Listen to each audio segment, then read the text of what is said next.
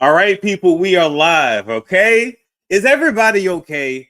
I see that everybody, not everybody, but the majority of y'all definitely was like freaking out during the live, was ready to click off that mug in the beginning.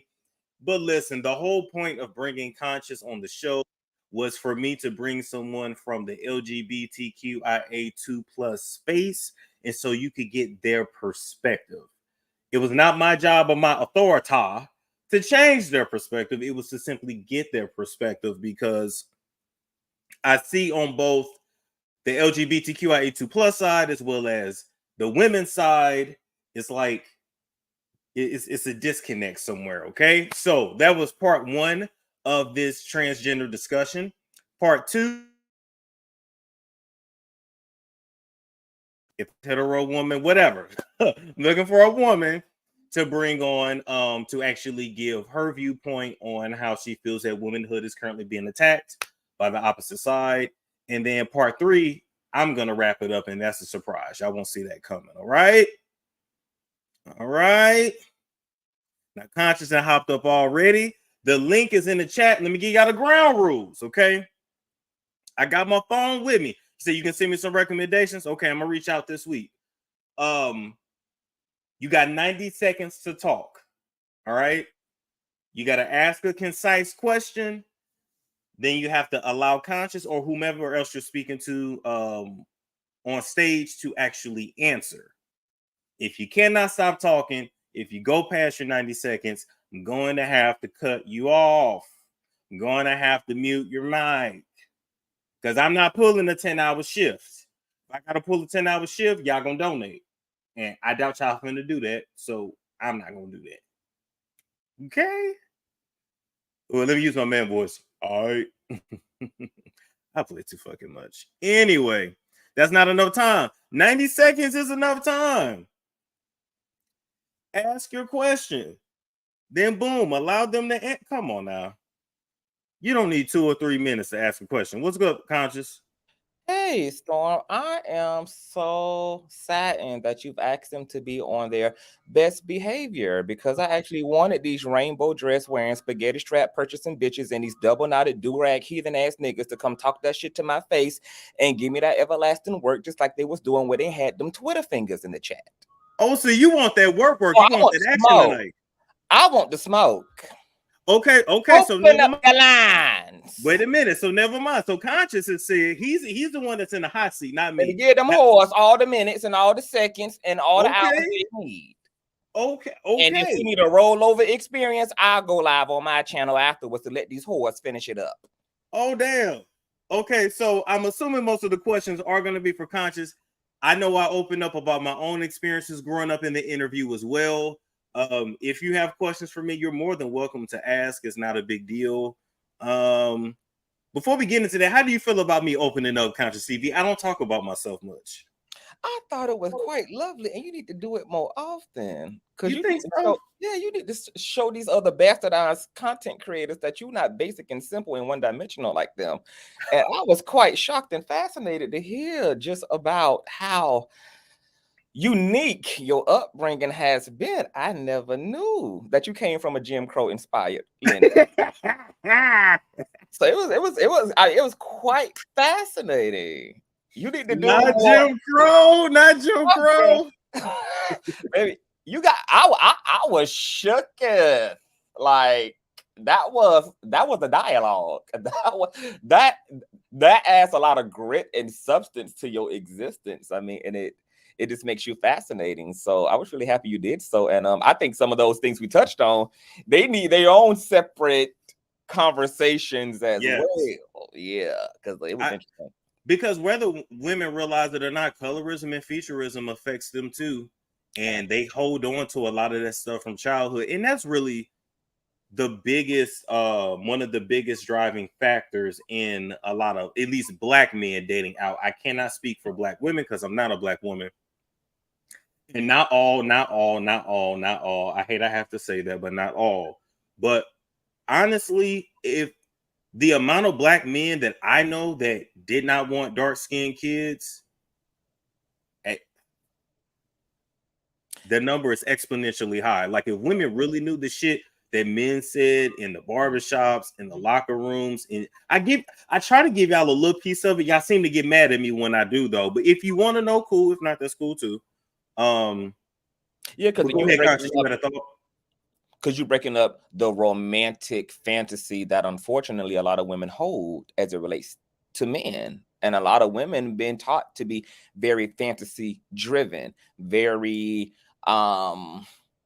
just fantasy oriented, like to romanticize it. And the truth about it is these niggas ain't shit and they pappies ain't far from it. Yeah. It's the truth. And honestly, a lot of times, man, when you going like women, when y'all going back and forth with men and you having these arguments, whether that's in your relationship, on the street, at school, whatever, a lot of times the issue ain't even with you. It's with his tackhead ass mama.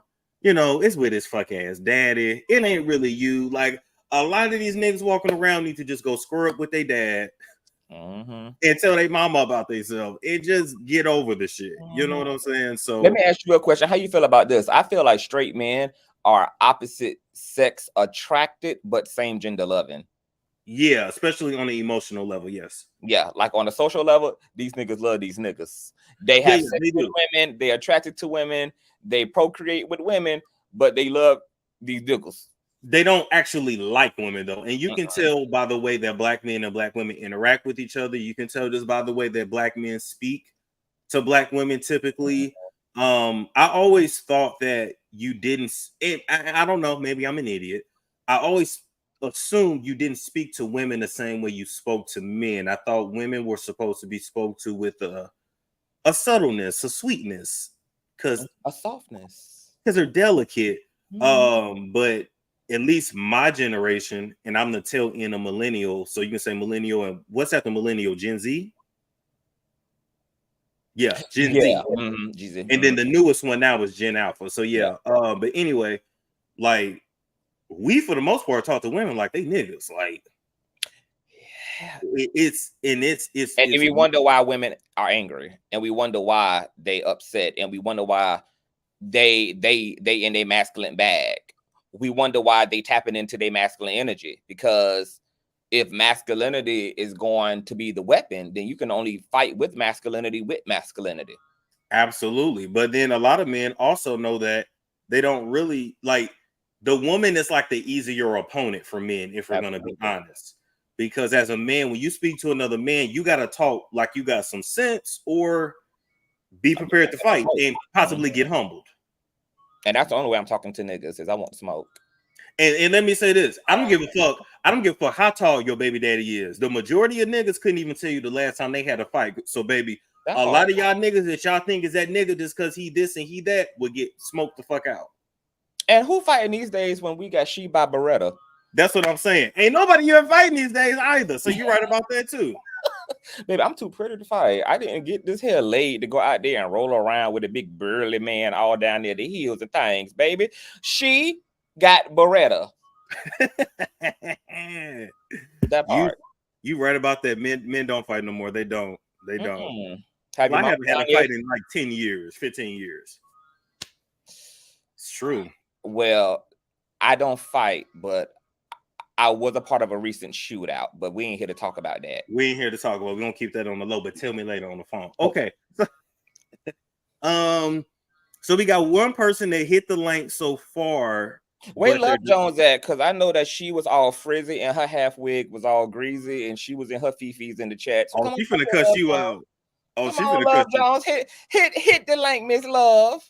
I want to talk directly to Miss Love Jones. She finna cuss you out, and I'm here for it. I want to understand, baby, what the problem was. Yeah, you're right. That is a part of manhood that we're missing, Nori Freethinker. Did you see that video of the Asian mom? I'm assuming she's Chinese. I might be wrong. That had like the sister and brother sparring with each other. I don't know if y'all saw it, but I don't know. I thought it was beautiful. I don't know if it's the toxic masculinity in me, but it was just like, who won? So they've been sparring for years. So she's older. So she used to be whooping the boy's ass, and now he's actually getting the best of her now. But baby, that testosterone kicking in, honey. Estrogen, you better rest in your damn femininity. But I love it though, because like I don't want no kids, but let's say one day even if I adopt one day, if I had a daughter, like I'm definitely raising my daughter to be able to fight. Absolutely.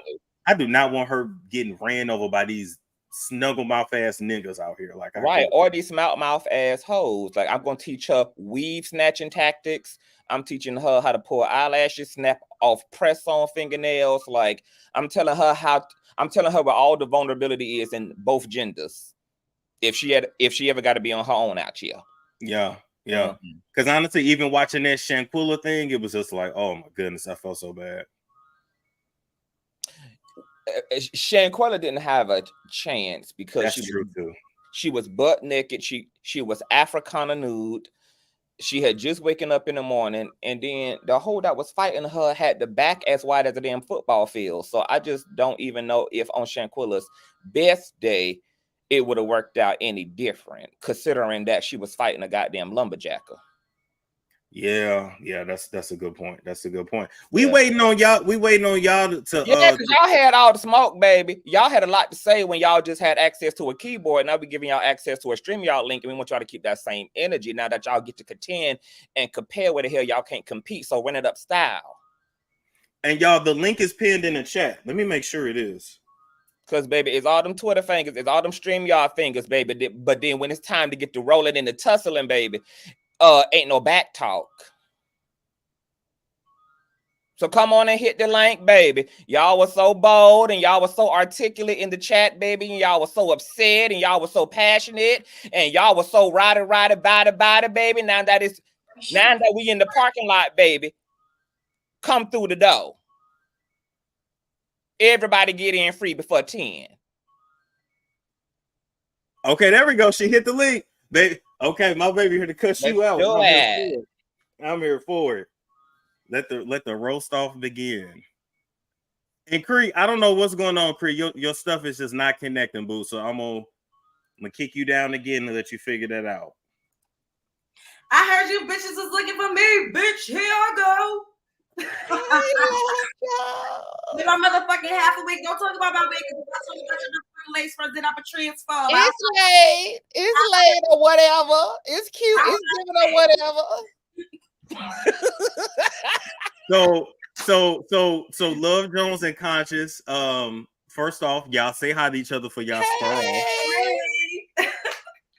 I love Jones. I know. I joined your panel a couple times.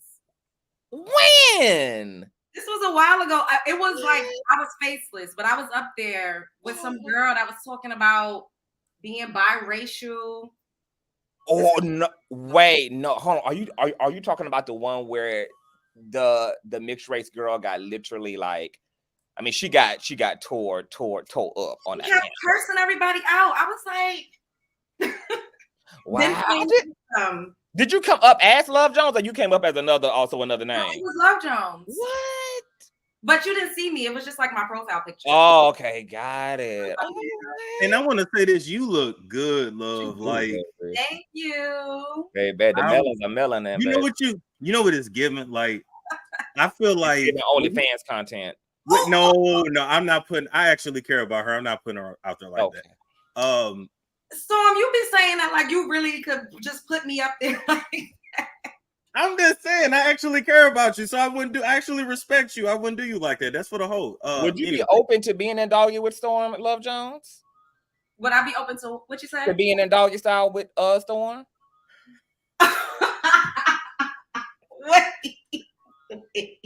like if the price was right and the camera angles were angling, I mean, like, is that even like a possibility? Is that even? I'm not putting her on camera. Would be possible in the multiverse? No, our intimacy would be private. Our intimacy would be private. I'm putting my foot down. Our intimacy. I don't want my coochie out there. It's too cute. Okay. Yeah, people already be beating my door down. I wouldn't. You think I can go to her family function and I put this girl on camera? Come on now. Oh my goodness. Well, we got the introduction. Oh, was there something else that you want to say? I was just gonna say, I know you smell good right now because when you was hitting me up before, you was in the shower. Yes, I did like a pamper, like I do my little pamper days throughout the weeks, usually in the beginning of the week. So everything is what you smell like shaved and kiss my mango. custom. Now, why you didn't ask me what my vagina smell like? I'm sorry. I want to know what hers smell like. Oh my goodness. So what? Okay. So I want to start off by saying that your guys' chemistry is super dope. Like I really enjoyed it. And I love how it was layered. It wasn't just strictly about one topic. You know, it flowed. It had a good flow. So I do appreciate, Conciouz, the way that you started by giving women their props. You know, you did say that we were your confidants growing up. You said that we were your friends and we mean a lot to you. So it came across a bit disingenuous when you started saying that, you know, you didn't understand why we didn't want to be referred to as cis, and you kind of went into your spiel about how we were misdirecting anger a little bit, like we should be only focusing on, like, what do you say, the hetero cis men and like the patriarchy, like that. And I was just like, and then you kind of made it seem a little bit like a competition, and but what you did say that I did appreciate was like, this is such a marginalized group. There's no way that they could completely take over, you know, or wipe out women. However, you got to be honest about what you see on the internet and the things that specific groups of people are saying. Such as? We can't gatekeep periods. Nobody wants to be a woman. And if everyone is on one band, one sound saying that we don't like cis, I don't even know why we have to go back and forth about it. And also the fact that you was making it seem like we didn't like it because it was coming from one specific group, and we don't want to accommodate, when I feel like we've done nothing but accommodate.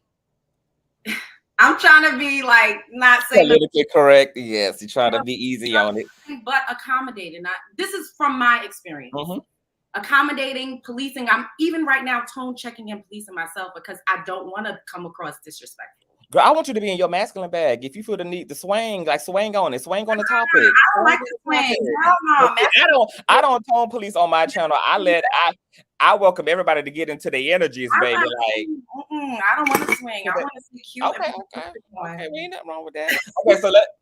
So let's talk about two things. So the issue around cis is the fact that not all biological women disagree with the term cis. And this comes up all the time when I have these conversations on my channel, is that you have equally biological women who are like, I don't know what the issue is. I don't mind being called a cis woman. I don't have no problem with cisgender. I know what it means. And even I, as a biological woman, like, this is what they're saying. Even find other biological women who are pushing up against the word just like it's dumb. And then in the same breath, you have other biological women who are like, don't call me no cis. So it's not even a unanimous agreement, because when I ask who is the head biological woman in charge who can speak for all women, to take the cis word off the table for all women, nobody could direct me to the head biological woman in charge who can speak for all women about what all women are and are not comfortable with. So we're not able to come to a total agreement about cis. But I personally, as an influencer and a commentator, have just chosen, for the sake of peace, to not use the term cis, especially when I'm talking to biological women. I would just say female. Let me say this, Conciouz. I think the last week has definitely taught me two things: no fish, no cis. Jessica said it perfectly. I like it, and you know. Oh, I'm sorry, I don't want to interrupt. No, go ahead. No, go ahead. No, I was gonna say, by and large, look in the comment sections. You don't even have to ask anybody. Most women that are biological women don't like the term cis or fish. You have a specific audience. You know what I'm saying? Did you ever consider that maybe your audience didn't want to offend you, or because they like you, you know, they would just want to be in agreement and in accordance to your vernacular and how you may want to describe them, and they're okay with it because it's coming from you and they like you?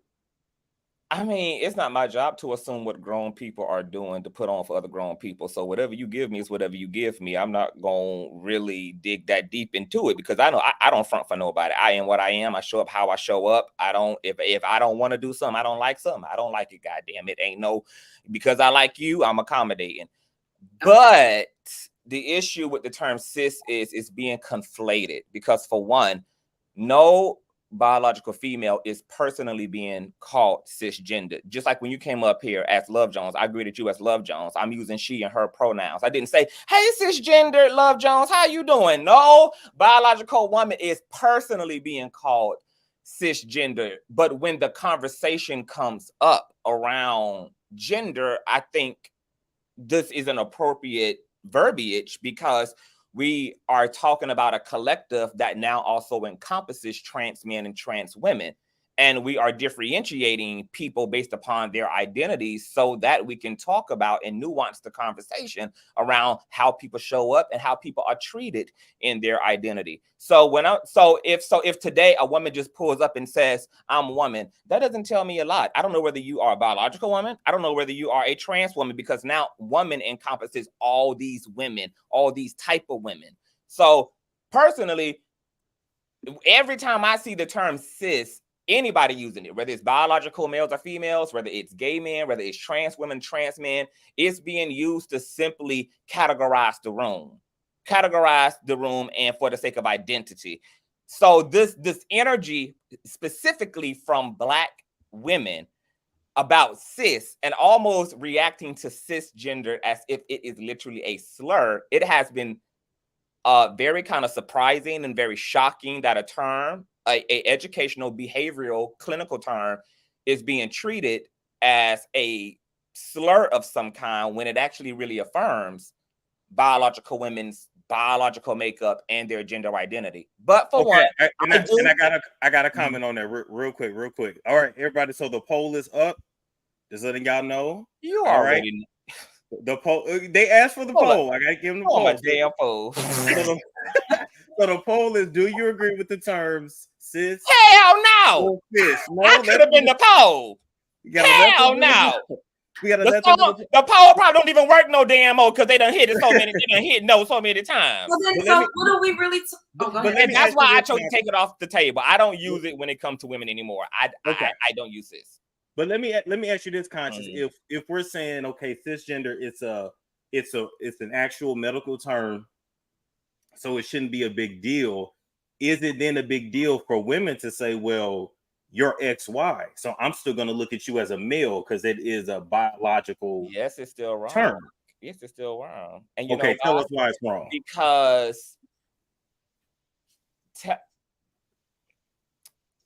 Because one is literally an insult and a slur, and one is literally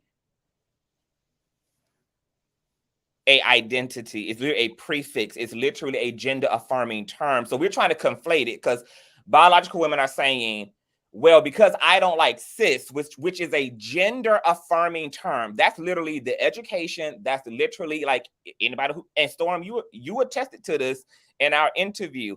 In institutions of education, which I understand most people are not in institutional educational spaces. They work in McDonald's, Walmarts. They're in everyday places, occupying everyday spaces with everyday people. So this is, of course, not language that everyday people use, but these are the terms that your sexologists use, your teachers use, your educators use. So like when you do research, or if you're writing a paper and you're talking about gender, sexuality, gender expression, the whole spectrum of like it, when you get in your IQ bag, they would terminology you use. They do and would use cis, trans, I mean all the prefixes. Yes, they would. And especially in light of conversations around gender, where once again, right, we are. But let Love respond to that. Let her respond to that. So cisgender was coined by an undergraduate student that was still a student in 1994. She wrote a paper and used the term cis because cis means like of on the same side of. Yeah, and she wasn't even a biologist when she coined that term. Cis has not even been in the dictionary until 2015. So these are like new age terms. And if I'm a woman, when I go to the hospital, I've never seen on any birth charts cisgendered woman. It's just female. And I don't need a prefix because I am a woman.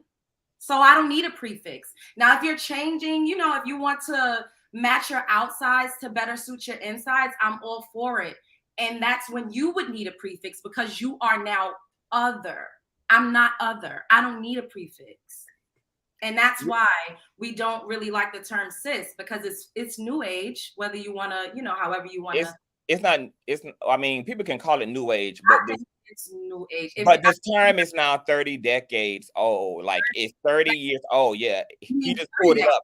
1994. So this is a term that is almost 30 years old. It hasn't been acknowledged in the dictionary until 2015, though. Yeah, but it don't got to be in the dictionary. It existed. It came to birth in 1994. The dictionary. It's what I'm saying. It wasn't a thing. We didn't really hear. But it's now, I think it's the point. Like, we can go all around the mulberry bush about sacrifice my comfortability and what. No, you don't. That's the thing. You don't, because cisgender is not mandated. So that's what I'm saying. Like, just don't say it. Why is it even a topic of discussion? If we're saying, hey, we don't like this, why does it have to be that? Did y'all listen to the interview? Because term it's this.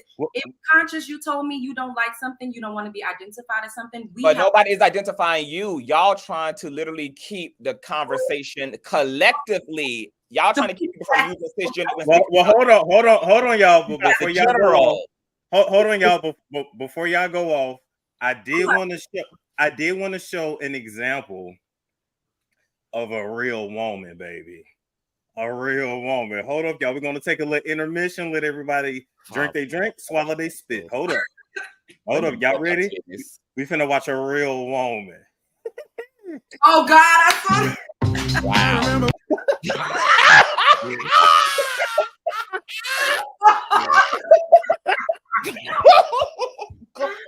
Oh my God. Tokyo trying to go get your motherfucking channel snatch. Her. No. Wow. Angela White, come get your mother. Lord. I'm sorry. I couldn't. Okay. That was good. So, you know, like ease, like whatever. Probably that was not a napkin, y'all. Those were dollars. Those were Zeus dollars she rubbing on her cooch. Oh. Okay, I play all day, but to go back to it. Okay, so Conscious, you feel like women are not being identified as cis? No, they're not being identified personally. And no, because trans men and trans women exist and they live amongst us now, and they're out in the open and they share, because I'm a cisgendered man too. Like, the term cis don't just apply to women. It applies to males. It applies to me as the same gender loving male. It applies to Storm, etc. And because I share spaces with other men who have a unique identity, I understand why we're using the term cisgender, once again, to distinguish the room. It's just literally for the sake of identity. And I don't have a problem with a term that affirms my gender identity and my sex. And that's what identifying as a cis male does. Now, nobody has ever greeted me as cisgendered CTV, and CTV has never greeted anyone directly as cisgendered Storm or cisgendered Love Jones once again. But people should expect, when there's conversations about gender, when that's the topic, for people to speak in an educated way, because distinctions have to be made. That is not the time. Okay, stay there. Okay, stay there. So if distinctions have to be made, then we really shouldn't have an issue with women and trans women. Trans, exactly. I don't need a distinction. And trans men, we really don't need to change that. We kind of got it figured out then. And I don't understand. That's all I'm saying. I don't need a prefix. I don't need to be anything other than what I came out the womb is. It's what I've been called my whole life. And because some trans women want to just be referred to as women. They don't want the trans part. But if we use distinction from. So this is the part that the dominant society is really struggling with, because this is the second part of that statement. Words change. People have to get over it. And it doesn't matter how. And it doesn't matter how much people want to gatekeep terminology. Terminology has its own empirical definitions. It also has its own colloquial meanings, and we use word colloquially. Another one of the things that's happening in our particular country, because of so many people that we're trying to accommodate in their identities, is the fact that now the term woman doesn't once again just encompass trans women. This is now a term. Woman is being distinguished from female. man is being distinguished from male. When we talk about male and female, we're talking about biology and science and what you are under a microscope, what your anatomy tells us that you are. When we say man and woman, we're talking now about identity, because women, all women, whether biological women or trans women, are also just closing the gap on both the prefixes and just using woman. So now we get back to, okay, how are we going to distinguish all these men who identify as men and don't use prefixes, and how are we going to identify all these women who don't use the prefix trans or cis? So this, once again, is where the language becomes necessary and relevant to identity. And it's no problem for people who don't want to be called cis. If somebody directly calls you cis, I'm sure somebody would be kind and pleasant enough to say, I'm not going to call you, I'll refer to you as CIS. If it makes you more comfortable to be called biological, then that's just what it is. If it makes you more comfortable to simply just be called a woman or simply be called a man, I don't know anybody who's going to not give you that. Now let me ask you this. Because we're speaking from a place of, okay, male, female, that's biology. Mm-hmm. We can all agree on that, right? Yes, absolutely. Okay. Then you're saying man and woman. So basically your gender expression is what you feel, like what you emotionally identify with, correct? Your mental perception of yourself. Yes, your gender identity is no matter what. So you have like masculine. So you have masculine presenting women, right? Who present masculine. Their gender expression is masculine, but they still may use she and her. That's why I said Debrat in our interview. Debrat is a biological woman who presents masculine. That's her style. However, her gender identity is she and her, which is why Debrat still identifies as female, and she uses female pronouns. She doesn't classify herself as a trans man. But we have also trans men. We have biological women who present masculine and who identify as man. They're not biologically male, so they can't claim male, but they can claim the social construct of man, because man and woman, separate from female and male, are social constructs, right? Like, you are not just a man, right, Storm? You are a black man. You're not just a black man. You are a American... Allegedly black. They said I was 5'3",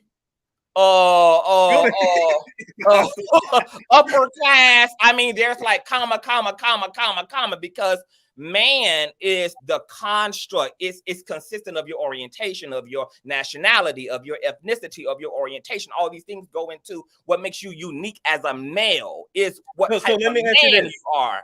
So let me ask you this. So if I tomorrow, it's tomorrow in like 3 hours here. Mm-hmm. Tomorrow I say I now identify as a woman, but nothing has changed on the outside. Does society still have to acknowledge that? I'm just asking. I'm going to, if you wake up tomorrow looking just how you looking and you decide that you are Stormisha, I'm referring to you as Stormisha and you are she and her. And there would be no conflict for me, because I have no reason to be that motherfucking invested in who the hell you is and how the hell you identify. So it would be no hiccup and no issue for me to, because the thing about it is, and this is the issue with the black community, these are the same motherfuckers who lose colloquial nicknames for folk all the time. Pookie and Ray Ray, Shorty Low, PD, Pablo, Lil Wayne, Lil Boosie, Lil Baby, Da Baby, her baby, she baby, and then get into this conversation around gender. I'm like, what the hell is going on? It's like, no, baby, keep that same nicknaming ass energy, you nicknaming ass niggas, because y'all know what it gives. And y'all know how to call people what they tell you to call them. So don't get the trans persons and then act stupid and act complicated and act like you don't know how to do what you do for every other person who got a prefix or got a nickname or got a condensed version of their name and not identifying and going by their governmental and what's on their birth certificate. Gotcha. Love Jones, I want you to respond to that. So you saying get over it? The fuck no, I won't. By and large, on these platforms, y'all don't know us individually. So when y'all refer to us, y'all say cis women. So don't ask us to accommodate us then. I mean, don't ask us to accommodate if that's the thing. I didn't interrupt you, CTV. I like the same courtesy. Yeah, let her finish. So, saying get over it, I think that's, that's not okay. It's insensitive. And I just don't think that if I were to say that to you, it would be taken with the same grain of salt that I am. Say what? expected to take it with. No, it wouldn't, because you can say come what exactly? now. I want to be queer. You can't say words that we grew up saying. You can't say the FA with a hard OT. Okay, so once again, it's a false equivalence of a slur. Because you guys decided it's a false equivalence of a slur. I can't believe that you don't understand this, Jones. Why can't we decide that something is offensive and that we may want to consider it a slur? What gives anybody? Because it's not a y'all not a monolith. You're not the only woman who I'm not a monolith. You're not the only female. You guys aren't a monolith. Other females don't have a problem with cis. AGGOT. But you can speak for Love Jones, but you can't speak for the monolith and totality of other females who don't have an issue with cisgender. I don't think this is fair that you interrupted me. I don't like that. Okay, I don't understand it. Let her finish. Let her finish. Go ahead. I didn't interrupt you. I don't think it's fair, like I said, that we are constantly policing and accommodating, to suit groups of people because we have shown respect, we have shown camaraderie, we have been allies. But when it comes to us, a lot of people from a particular community get on the internet, they disrespect us, they disregard what we consider to be womanhood to us, and they tell us we ain't shit and we got to lay down and take it. And I don't think that's okay. If people, by and large, even if you're just talking in general, because clearly if you're generally making statements or generally going live and you're referring to people as a whole, cis, and we're not a monolith. So you yourself said that you don't really use it, but you're not the only person that's a part of this community. Everybody else is not, following suit in the same way. So I just don't think it's fair that we have to constantly be gaslit and made to seem like we are not living in reality with you all, because we're here. I got a question for both of y'all, and I appreciate your input, Love Jones. I'm not kicking you off. I just got a question for both of y'all. Y'all ready for this? Now, if this person woke up tomorrow and said, "I am she, her, hers," would y'all acknowledge that? This manly nigga here. Oh God! So what is you with this comic relief? I got a question. No. If he said, "Call me she, her, hers," yes, would y'all accommodate that? She is she. You would call that a she? I sure would. Cause why wouldn't I? Why should I be invested in what you want to do? I don't understand why I'm supposed to care. Why am I supposed to care that you want to be called? I love my comedic relief. I'm trying to figure out can you justify to me why should I care? That's what I don't understand. Like, why should I be that invested? No. I mean, in real life, we really shouldn't care what nobody do. Don't care what people want to be. Yeah. Me either. But when it comes to me and my uterus, it seems like everybody and their mother that ain't got one got something to say. And that's what I'm saying. Don't have about your uterus, because it's the government who's suppressing y'all. Like, trans women don't even have no actual political power to even suppress y'all. Only for trans. I'm talking in general. You see how you could generally say things? I'm generally saying when it comes to women, biological women with a uterus, if you don't have one and you weren't born with one, I don't think that you should feel like you could say anything about people that have them. We all have our different lanes. Respectfully, let's respectfully stay in our lanes. Where did that statement come from? Because you didn't just pop uterus out of thin air. So who are the people who are talking about your uterus? So I think, mostly men. Well, anyone who doesn't have a uterus. Anyone that doesn't have. I'm saying so what I've heard. Hold on. So what I've heard women say is, "Damn, we got to take shit from men telling us what to do with our bodies. Whether we had a baby, then we hoes, and we shouldn't have had it. Then we send the baby to the chop shop. We don't do nothing but kill them. Or we getting married, or we not getting married. Or we picking wrong, or we not picking right. We got to deal with this with a bio male, and then now we also have to deal with this from trans women who are then still bio male. So they feel like they're getting attacked. They feel like they're getting a train ran on them, essentially. Trans women have been attacked since the beginning of time. Since y'all had Bibles, trans women and queer people have been attacked. So we're not going to play the oppression Olympics. Yeah, all of us. Excuse me. I thought I was speaking.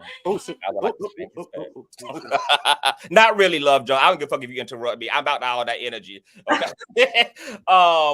But the thing about it is, queer people have been disrespected since the beginning of time. While biological heterosexual males and females are complaining about a word that is not a slur and want it to be that, so that they just can push against anything that comes from LGBT people, which is mostly all the dominant society has done. Not all heterosexual people some heterosexual people are very affirming. They're very with, girl, love who you love. I stand with y'all. Get it how you live. You should be able to afford, you know, to but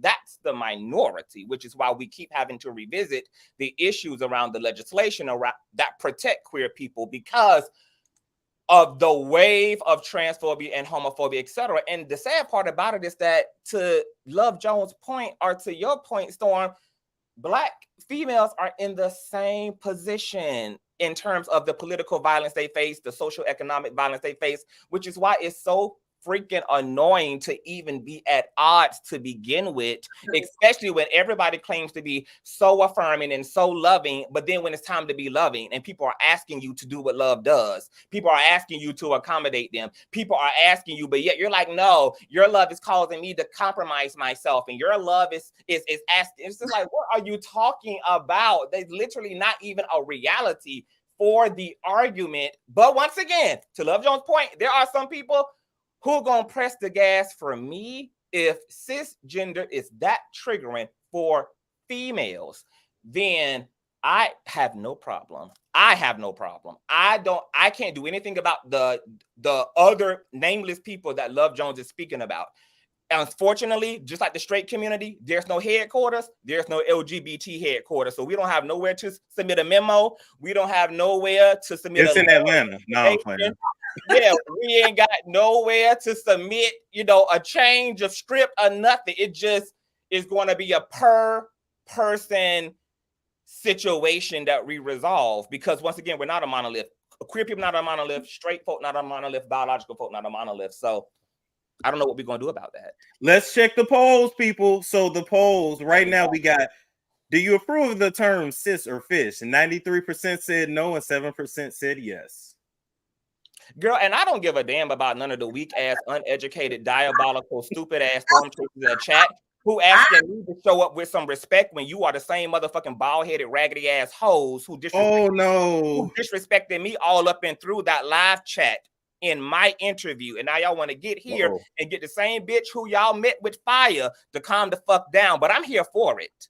And I don't want you hoes to stay in that chat. I want you hoes to come up here on this platform and get it popping. I want y'all to keep that energy because I gave y'all my disclaimer before Love Jones got up here. With Love Jones, I want to say this: you look like you smell so good, and you know what I'm thinking right now. Like, if I was up there, we would go get some food, some drinks, and Netflix and chill. Like, oh my God, laying in the bed, freshly showered with them clean sheets. Oh. Or maybe I would just put your ass in the kitchen and have you cook again. You love to cook. Boy. Why y'all just can't keep heterosexuality to y'allself? Why everybody got to know what y'all sexuality is? Oh my goodness. Can't help it. I just need to say this. I respect everybody. You know, I feel like biological women don't always get the same respect in return. That's it. Sure. We have literally, we respect your wishes. You don't want us to use certain words because now, which it wasn't before, it's offensive. We don't do it. We don't come out bashing you guys by the droves. We don't do it. I see so many people going in on us. I do. And I think now, like, things have come to a head. And you said, what about love? Love. Show us the same love. Like, we've been the ones that y'all was coming out to. We was girl, yes, girl. We be at the club together. I had friends. Do you want to have that honest conversation, Love Jones? Because I don't think y'all really y'all be voguing together. I don't think y'all really be ready for the real conversation. Right? There's a difference between reality for you and what's factual. So your truth and how you perceive things. So we're saying that about you as gendered. No, exactly. Your reality. Hold up. I'm basing this off of how you feel, because right now we mostly operate in feelings and emotions, and that's okay. So you saying that I'm not ready for the real is you, what you have to say. So like you told me, everybody's not a monolith. So how you feel or whatever you're about to say, I won't be directly affected because I'm okay living my life. The floor is yours.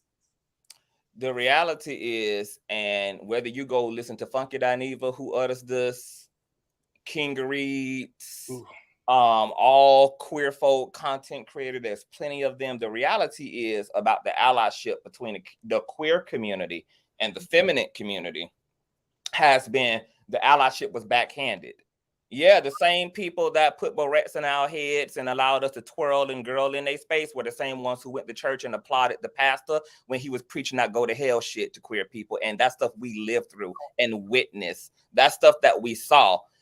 It was a both-handed type of allyship. On one hand, there was a certain type of a relationship, but then on the other hand, straight folk also battled their own homophobia and transphobia because, once again, people who even love queer people were pressured to not love them. Oftentimes, a lot of us gay guys and girls were raised up alongside our hetero peers, and their parents would tell us, would separate them from us because the gay was contagious, the lesbianism was contagious, the trans was contagious. So these relationships are broken. And just like biological Black women feel like Black cis men or Black queer men or Black trans women don't hear them, that's how all of us are feeling about each other. Mm-hmm. All of us are feeling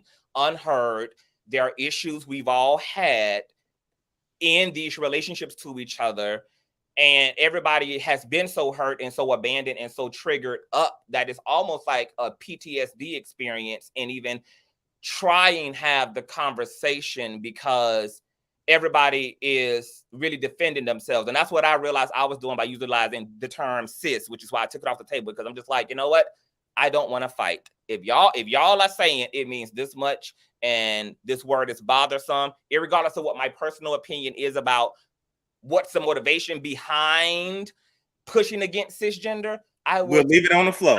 I will take it off the table. But I want to be clear. I don't represent all LGBT folks, so I cannot do anything about other biological straight folk or biological same gender loving folk who utilize it. All right. I want to make this. I'm gonna let Love Jones make her last point before I let somebody else up. It's always good to see. With Love Jones, we talk every day, so it really do. We be acting like we ain't just got off the phone before we got okay. Anyway, I think that one of the biggest issues that we do not talk about, we touched on it, Conciouz, but people like online are not having this conversation. Right. When it comes to gay people, bisexual people, just queer people in general, trans people in general, a lot of people's issue is that they feel like, why should I accommodate you when you've chosen this lifestyle? You've chosen to go against nature. I'm talking about when you talk about the hate and the phobia, right? Conciouz. Mm-hmm. I think it's coming from a place of a lot of people feeling like what you're doing is just abnormal. Mm-hmm. So why should I respect something that's abnormal? God didn't make you that way. God didn't tell you to do that. That's why I always ask, like, are gay people, are they born that way? Do they choose to be that way? Because a lot of people are coming from a place of, you're choosing to live this life. So why should I really fucking care? The same reason why a woman who chooses to get breast implants still wants respect, and a woman who chooses to be dressed scantily clad still wants to be respected. The same reason why a Black man wants to be able to be Black and not have his BMW police because he is a Black man in it. It's the same reason why anybody does anything. Like, why you riding that BMW as a Black man when you know it's gonna put a spotlight on you? It's like, because I can, bitch. Like, I don't have to, like, if you're trying to justify your treatment of other people based upon your personal beliefs, I just want people to understand how muddy we're going to get, because then we can all turn around, right, and also have beliefs that we use to justify hurting and harming other people emotionally and socially as well. If we want to get into the belief bag and say, because I believe this and I feel this. Oh, that's my next poll. Boom. Then I get to justify whatever the case may be. So people can open up that belief bag, but I don't want everybody to know everybody can do that then. Everybody can open up that belief bag. But I kind of feel like... No, make your last point, Lil Jones. Go ahead. Okay, so the bag that we're all living in, is I believe, therefore I am and I act, and I feel, therefore I am and I act. And I want to say this too, you know, going back to what you said about the church, I have my upbringing is different, you know, and I've always been in an inclusive environment for the most part. My aunt, I love her. She's married to Maria. She's been with Maria since I was 10 years old. Whatever. We all have, you know, people in our family. And I feel like when you're saying like going to the preacher and preaching about hell, these are hetero cis men, how you guys would describe in our community that has given you the most strife. And I'm gonna just leave it there. It ain't us. I don't think the beef is really with us. Because if anything, the person that was preaching going to hell was a man. Thank you, Love Jones. Bye, Conciouz. All love, baby. All love. Bye now. If there's any reason I'm never going to use the term cis, it's going to be out of respect for Love Jones. I love that. Single-handedly, I'm never going to use it again just because of her. I love. So the new poll up is for regarding gay and queer people. Are they born that way, or is it a lifestyle choice? Hit yes or hit no. And the chat got the nerve to say I'm the one gaslighting, but these polls are gaslighting. This raggedy audience is gaslighting. Listen, they don't get to the side, right? Because it ain't their shoes, right? It's not their experience, right? They need to stay in their straight ass place, right? Like they tell gay men to stay up out of women's business, stay up out of men's business, stay up out of same gender loving people's business, stay up out of trans women's business, stay up out of trans men's business. How does it not make sense? Gay and I'll reword it. Holy shit. YouTube tearing your ass up. I don't see how that was okay. Fuck. I don't see how that was confusing. I'll write it this way. Is being gay a choice? Bam. I can't ask it no more simpler. Try that saying it's worded wrong. Okay, well, I reworded it. Is being gay a choice? Yes or no? Shit. I want that smoke tea. Love Jones is a sensible person. I want them indignant buffoons that live in the back alleys and the crack houses and the trap houses of the hood to come up here who was popping all that ish. Oh, you got another sensible person. Where all the heathens at? Hey, Rashonda. Hold on. I think she. There we go. Hey, boo. How you doing? Hey, Stove. How you doing? All right. I wanted to say something. What I wanted to say is, I think a lot of it is people are embarrassed about what they don't understand, and it makes them feel a certain type of way. You get what I'm saying? Like, for instance, and this is not just for gay, straight, or whatever. It's for everybody. What I'm saying is, don't you know, Conciouz? I have, what you call it? I have something that makes me, grow a mustache and a beard. Mm-hmm. I know I told you this before. Yeah. I have had men to come and tell me I'm a transgender. Yeah. Now that's I'm a real woman. Mm-hmm. For real. And it's like, you seen my picture, you know that I'm a real woman. So why would a man who says they knows a woman or think of a woman, and that just goes to show you, people really don't know transgender or person when they see them. Right. My point is, get to know people for who they are. You get further by loving people for who they are. You get what I'm saying? It has nothing to do with, how they look or whatever. It's about their character and how they treat you. Because at the end of the day, we are going through so much as a country. You get what I'm saying? Mm-hmm. And the word cis and different things, it has nothing to do. We fighting about nothing. That's what I'm saying, Conciouz. We are fighting about nothing. You get what I'm saying? At the same, it doesn't make any sense. It's like, it's just like, okay, I'm not only, men have called me transgender, but I'm a big woman. So when I go places, I see the stares, I see how they look, I see how they treat me. You get what I'm saying? And I'm like, wow, you know what I'm saying? I've been nice to these people, and I that's just like people have said, well, you pretty for a big girl, you got a pretty face. You see what I'm saying? Yeah. It's the same thing. So you can't single people out. just because you don't understand how they look or how they feel. You get what I'm saying? Your personal beliefs has nothing to do with how they move, what they do. Now, if they did something to you personally, then that's a different story. But we got a lot of work to do. We worried about nothing. I have And a here question we for is. you, Rhonda. Mhm. How long have you had the condition that allowed you to grow facial hair? Since I was a child.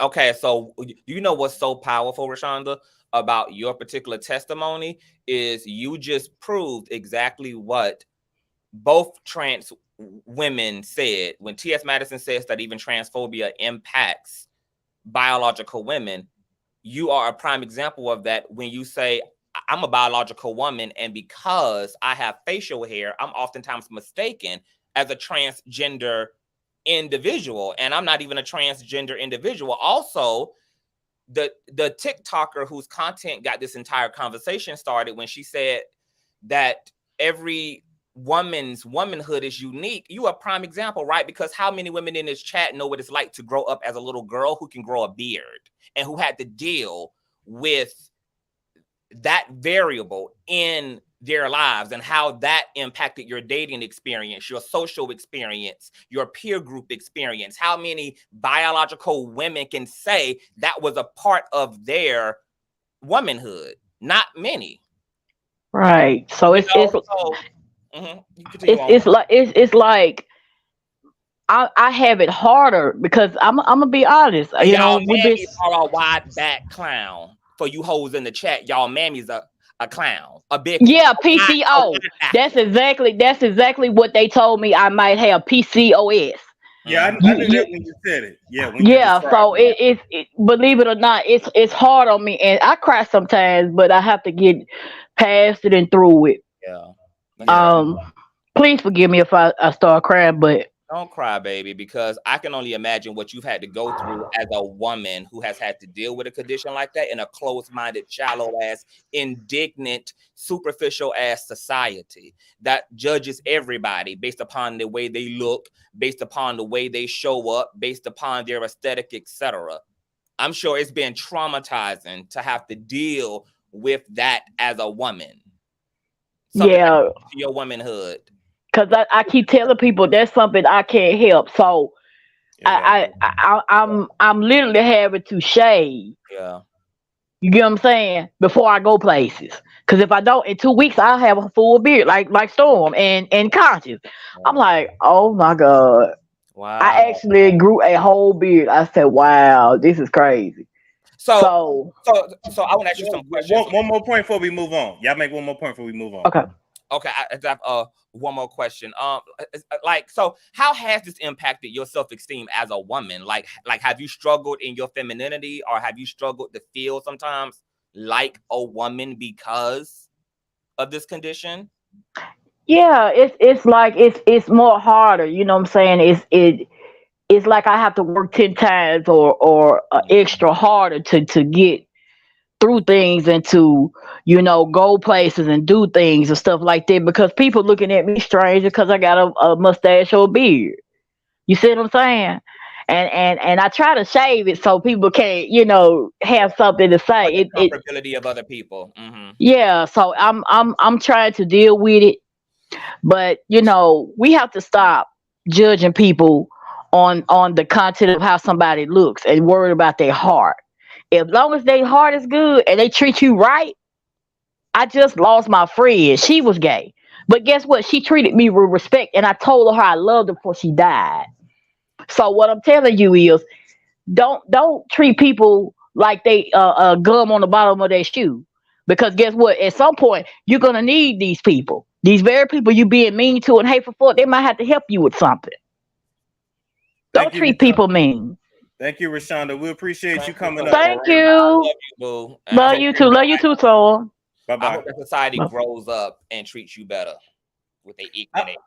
I hope so too. That's really unfortunate. I mean, and honestly, when you think about it, her struggles too. Like she probably struggles just to feel feminine the way she just some said men. Some men and what they go through, they struggle to feel masculine. It's a shame. People are rude as hell. Like, and this is what T.S. Madison meant by transphobia impacts all women, including biological women. All right. Technical. You got me feeling emotions deeper than I've ever been. Now, what would I be considered? The legendary one is in the bed. How you doing? Now, what would you call Miss? How you doing? What's up, Conscious? Letting the girls have it, bitch. Let's go. Cause girls, these girls are so ignorant. Honey, I said, did you see how they was roasting me down over there in the interview? Child, who was roasting, girl? Cause the queen is here tonight. The queen is here tonight. I just got the casket from my CCTV and my Stormy. Let's get it. We can't roast for long though. Y'all gotta make y'all. I know, darling, but we have to let the girls have it because you see I'm a pretty filet mignon VIP representative, bitch. Now let's go.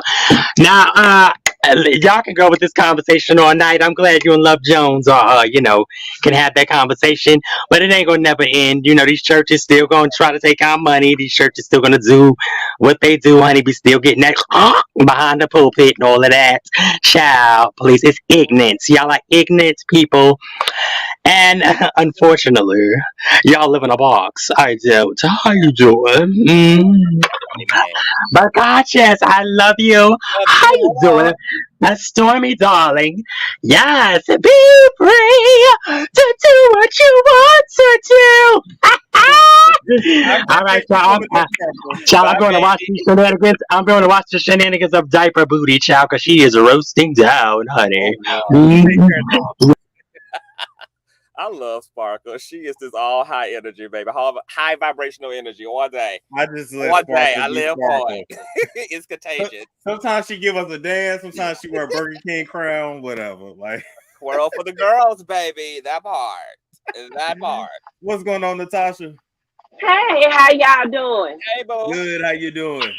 I love both of y'all. I'm sorry I'm at work. But I love both of y'all. I watch both. I'm sub to both of y'all channels.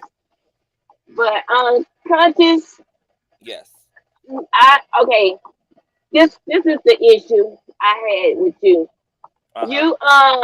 You took up for the trans and not us women. So that I love my gay friends. I love my gay niece. I had an uncle who was transgender, but he was also murdered. So I'm not gonna cry. But he never wanted us to. We at that time we called him, and so it wasn't like call me she or those things. But I take up for both of us, not just your community, because it's the issue. We take it personal, and this deal it started with a German gay man, from what I read, and not just a female doing, which I say her project, but it just take up for both of our communities, because it's not always about a man. It's not fighting over men. It's fighting over respect. And respect goes a long ways, because I'm still have both in my life. My niece just got married. She didn't invite us to the wedding. She never knew. We always say love is love. I have a daughter who is bisexual, so why would I go against any y'all community? I grew up around gay men, but and gay people, and lesbians. So just take up for both communities, not just with my community, because they want to be female, called woman or whatever. I got a question for you, because I know that you said that you are subscribed to my channel, and I see that there's a lot of conscious crew members in Storm's chat who are also Storm Chasers. If you are subscribed to my channel and you watch my content, baby, you know I windmill down for the biological girls, baby. I stay on these niggas' necks because of y'all. These men out here in the manosphere call me a man-hating man because of the hurricane and the tsunami I conjure up when it comes to baby. Okay. So maybe if you tell me, sugar, I can send you some links so you can see me in my back when it comes to standing in the gap for y'all, because I definitely like keep my foot on these men's neck. I keep my foot on patriarchy's neck. But to be fair to you, I do equally call everybody out, and there are definitely the criticisms that I have for all sides. I also criticize the hell out of my own community too. You know, Exactly. it goes in all directions. Exactly. Yeah, I subscribe to your channel. I'll go back to the days you said I got 2 men. Wait, hold up. Wait a minute, hold up, y'all. Hold up. I'm gonna block your ass because I'm sick of you commenting this. Bye, week. Now you done commented this about 8, 9, 10 fucking times. Oh Lord. I ain't mad. It's so mad. Why you mad, Nero? Why you mad? Golly. How many times you gonna comment the same stuff? It's that Detroit area code. It's that Detroit area code, girl. Something about the bye, bitch. Bye. We don't need you here. All right, go ahead. But yes, I remember the days you like I got 2 men and they both pay my bills. So that's why I say I'm subscribed to both of y'all channels. I was subscribed to Storm. I got scars on my thighs from beating up on men, literally disrespecting women in my life. I do not play, but I do want female community to also accept that they're not perfect like anybody else. They can be superficial, they can be judgmental, they can be transphobic, they can be homophobic, they can reinforce misogyny.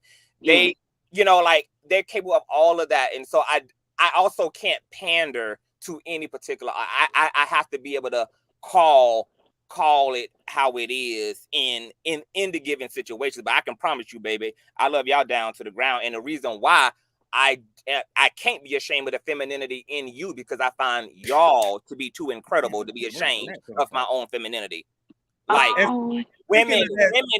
Yes. And speaking of that, somebody who definitely needed to be loved down to the ground, by a man, somebody who definitely needs somebody by their side. Just a little bit of an intermission. Did y'all hear this about FBG Duck's mama? No. Once. I ain't doing you dirty. I ain't touch you. I ain't touch you. Because I don't want you. Jazz. When I get my keys, when I leave first. Let me go get it. Go get it. I know. That's why I'm finna leave first. Oh, wow.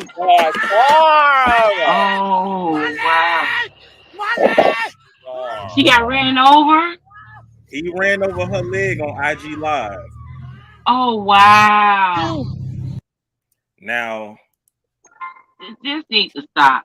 That is that women deal with. Like, just niggas that just needs to stop. Just violence from niggas. Like, it's why.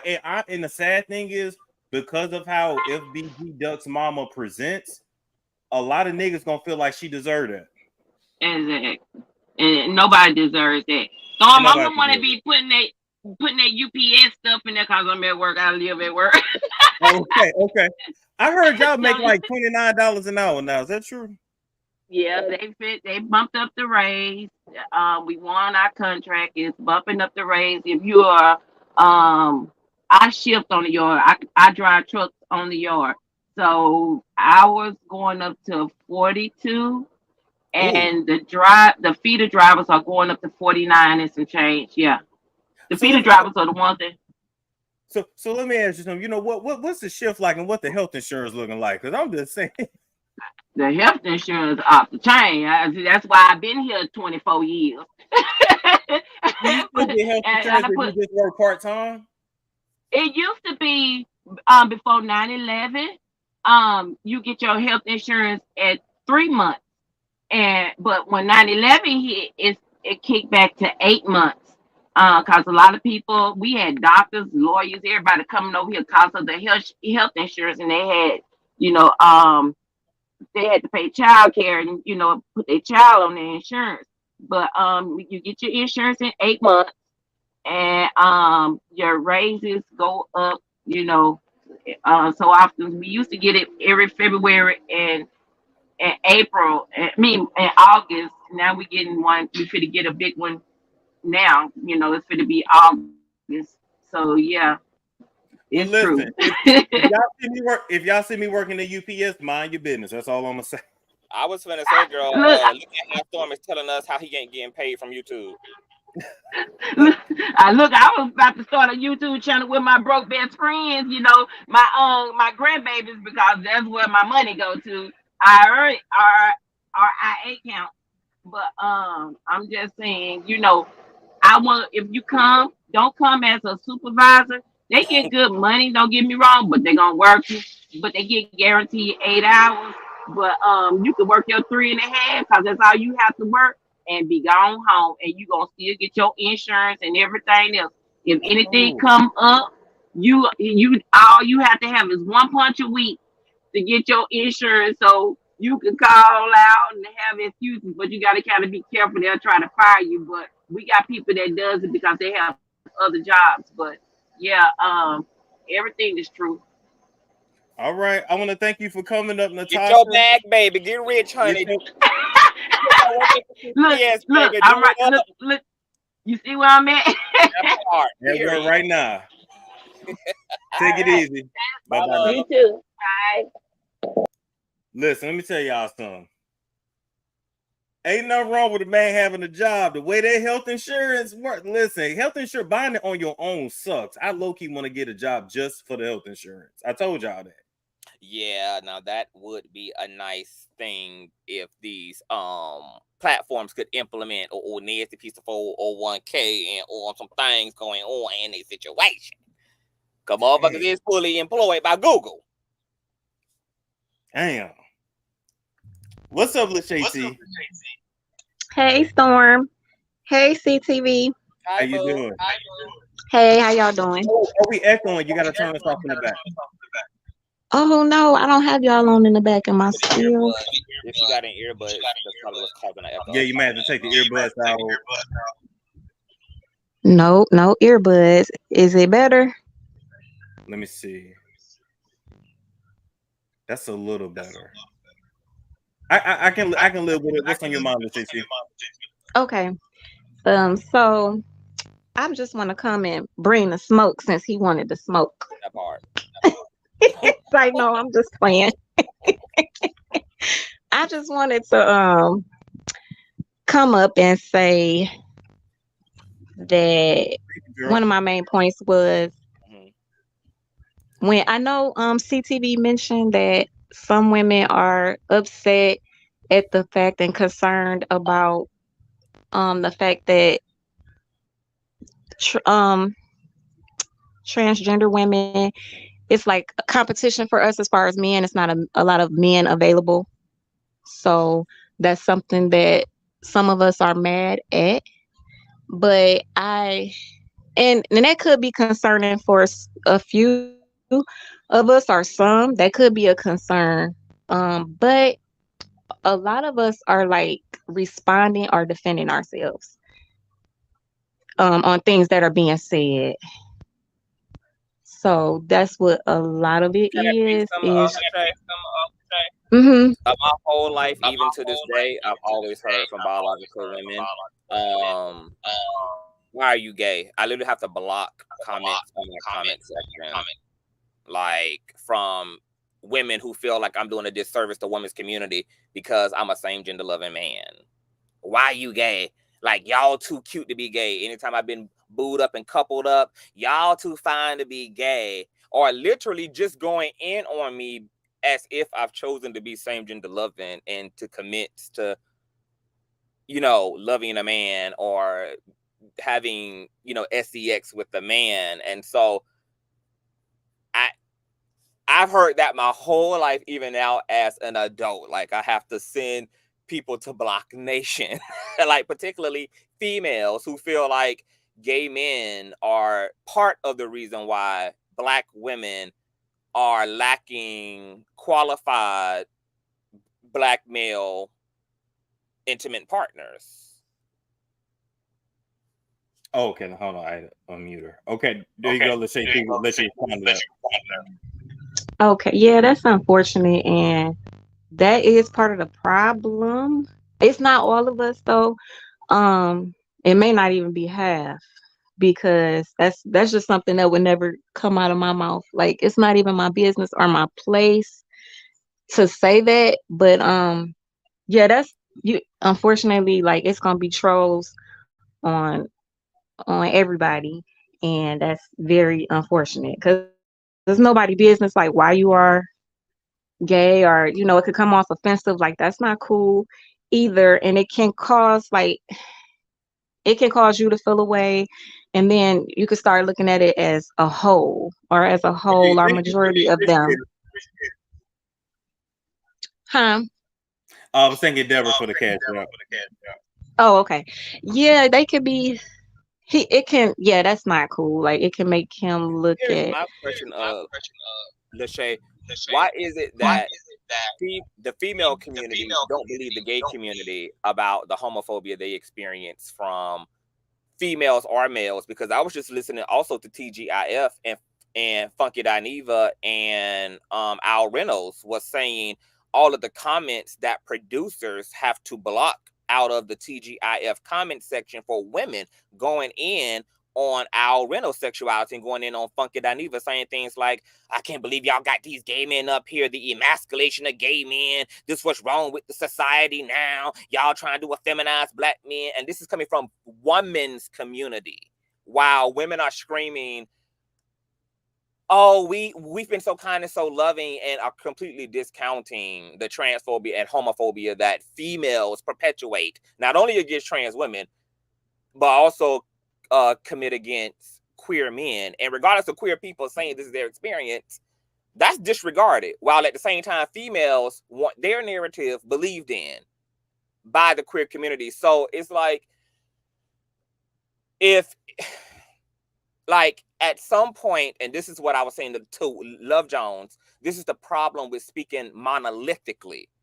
Like, with saying we, it ain't no we, because you can ask plenty of queer men and women and trans persons who have experienced transphobia and homophobia from females, from their own mothers who were homophobic and transphobic. Look at how what's the basketball player name? Storm, him and Gabrielle Union.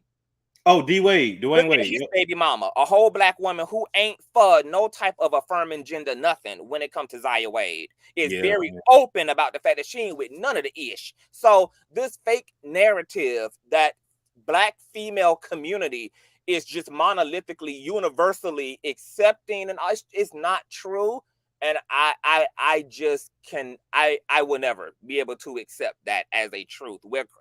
We can give credit to where credit is due, but we also got to talk about the reality of things as well. And when queer people go to say that experience, they are discounted. They are told, nope, straight folk are not unloving. The Black community is the most accepting. Yeah, maybe of the thugs that y'all employ as pastors, maybe as the murderers y'all employ as pastors, maybe as the thieves and the burglars and the ex-cons y'all make pastors and mega pastors out of, but not when it comes to queer people. The Black community is the most accepting. Maybe to a lot of other type of felons and individuals who y'all don't have no problem being teachers, don't have no problem being spiritual leaders, there is total acceptance.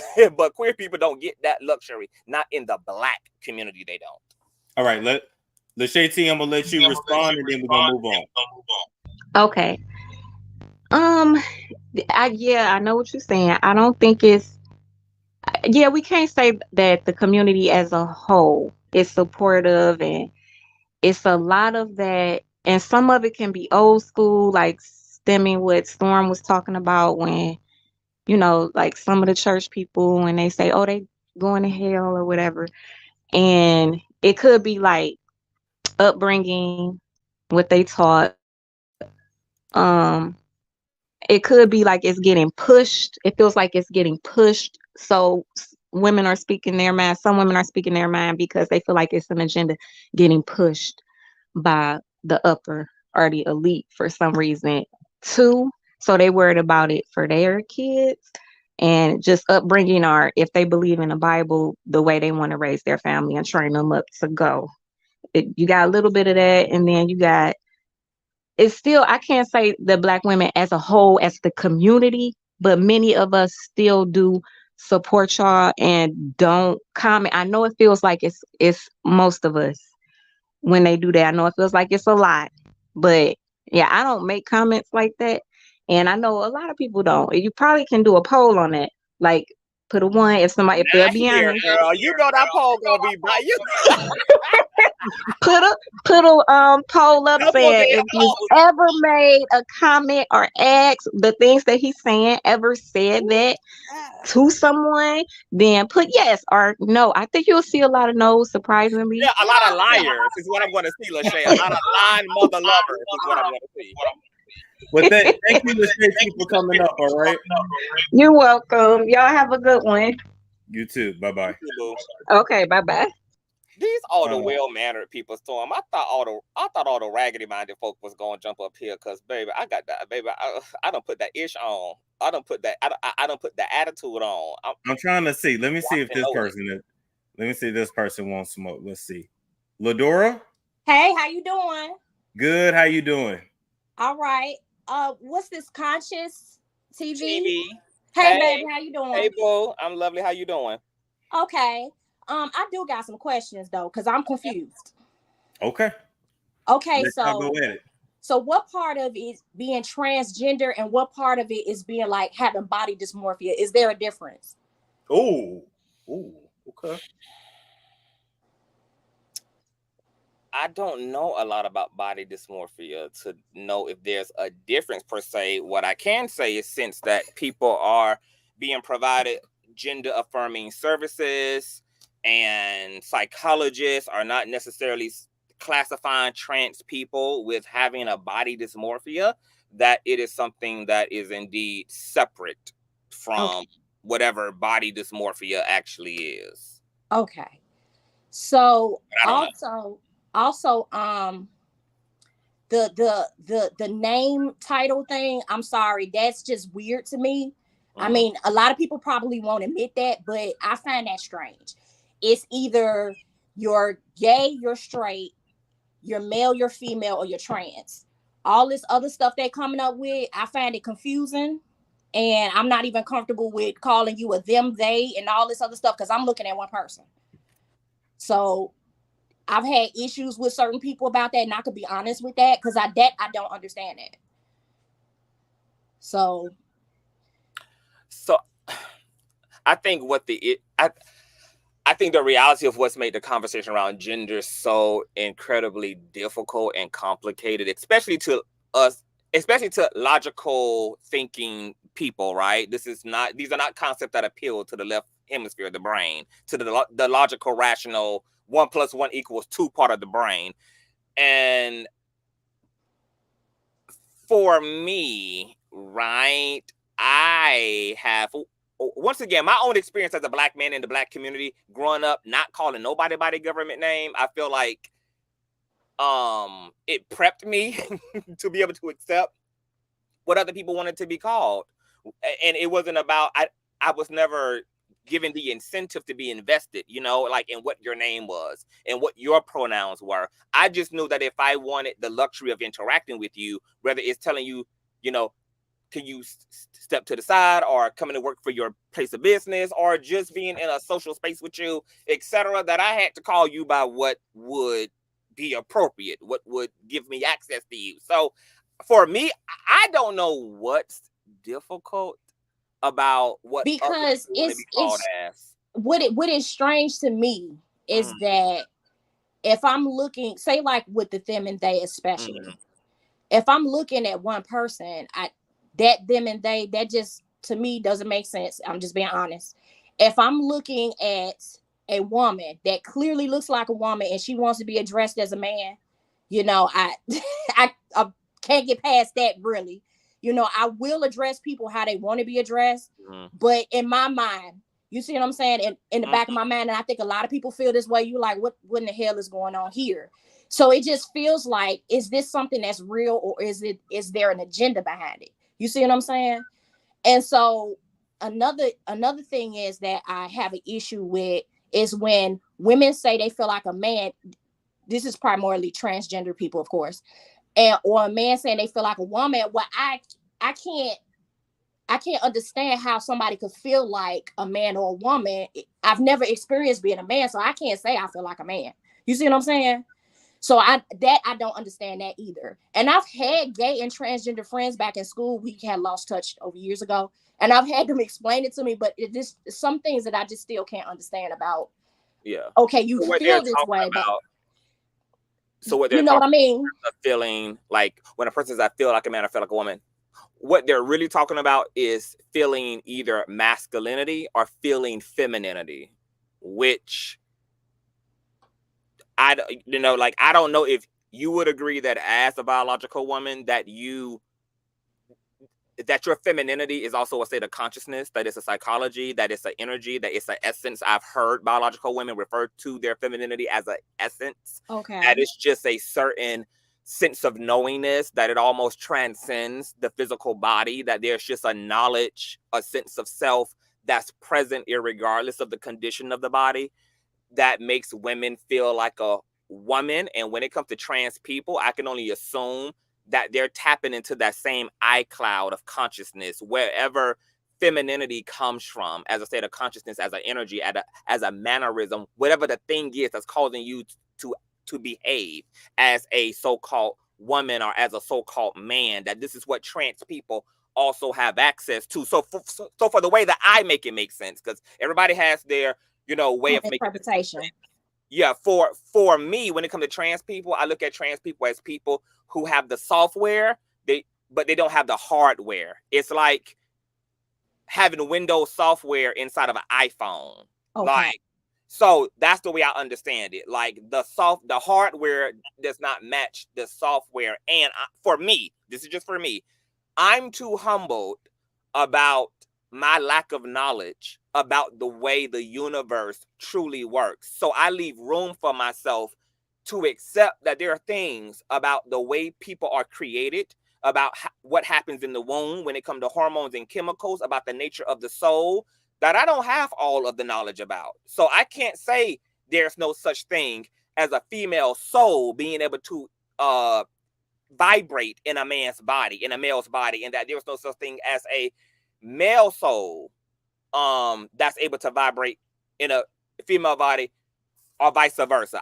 For me, I leave room to allow myself to have a humbled approach to the way things are created, because we know that people come out blind, people come out deformed, people come out autistic. So I don't think it's a far-fetched to believe that there can be discrepancies in the way that consciousness interacts with the physical body, that there are things we just don't understand about that alignment between the state of consciousness and the body, that it's being made a vehicle for the state of consciousness. Right. Okay.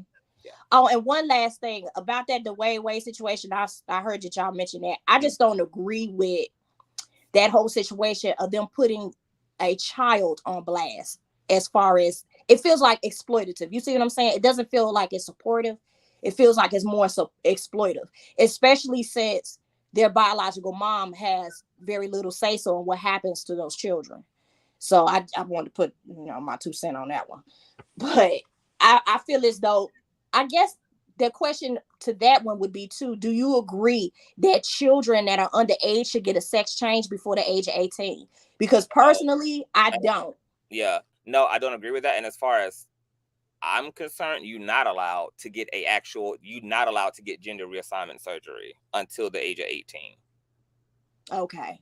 Yeah. Because I know that somebody was talking about I don't agree. But see, for me, I like to say I do not agree with that type of transition, any transition that calls for a child to change on a physiological level, whether that's hormones, whether that's any type of cosmetic surgery, etc. I could not imagine subjecting my child to that. But as someone who also watches documentaries regarding parents who have trans children, I can't lie and say that my heart does not go out to these parents who are being threatened by their children to self-delete themselves because they are afraid of puberty, and because they fall into these deep depressions as a result of being in a body that their brains, that their consciousness don't align with. And we know that there is a very high rate of LGBT youth that commit self-deletion per year, and that number is rising per year. So I understand the predicament that some parents are in, who are like, I got to make a choice between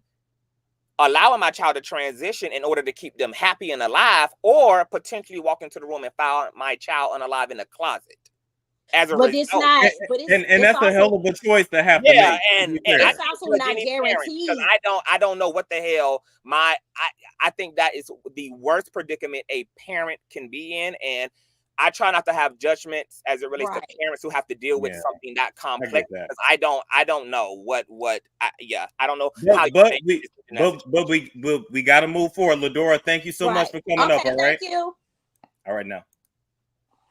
Yeah, the only one I can think of that actually had the surgery, I thought Jazz from TLC did, but maybe not. Yeah, I don't know much about Jazz story. I've heard a lot about her stuff in the news, but when it comes to mayonnaise people, I'm not really a mayonnaise. I don't really be in their business like that. So I think Jazz did the hormones, but they said with Jazz when she was little, I forgot what her original name was, but they said that she said she was a girl and thought she was a girl and would cry if they tried to put her in boy things. So it's very interesting. But shout out to Cynthia G. She did have a question. She super chatted us actually twice. She said, I meant to say, hiding the fact that they're trans is the ultimate form of transphobia. Transitioning is their journey, so why hide it? So do you have a response to that? Yeah, for the same reason why anybody hides anything, and it's for the sake of safety, because we can't have that question exist in a vacuum as if it's just about transitioning. People hide things so that they can avoid violence, whether that is emotional violence, whether that is social rejection, whether that is physical violence, etc. Trans women live amongst transphobia.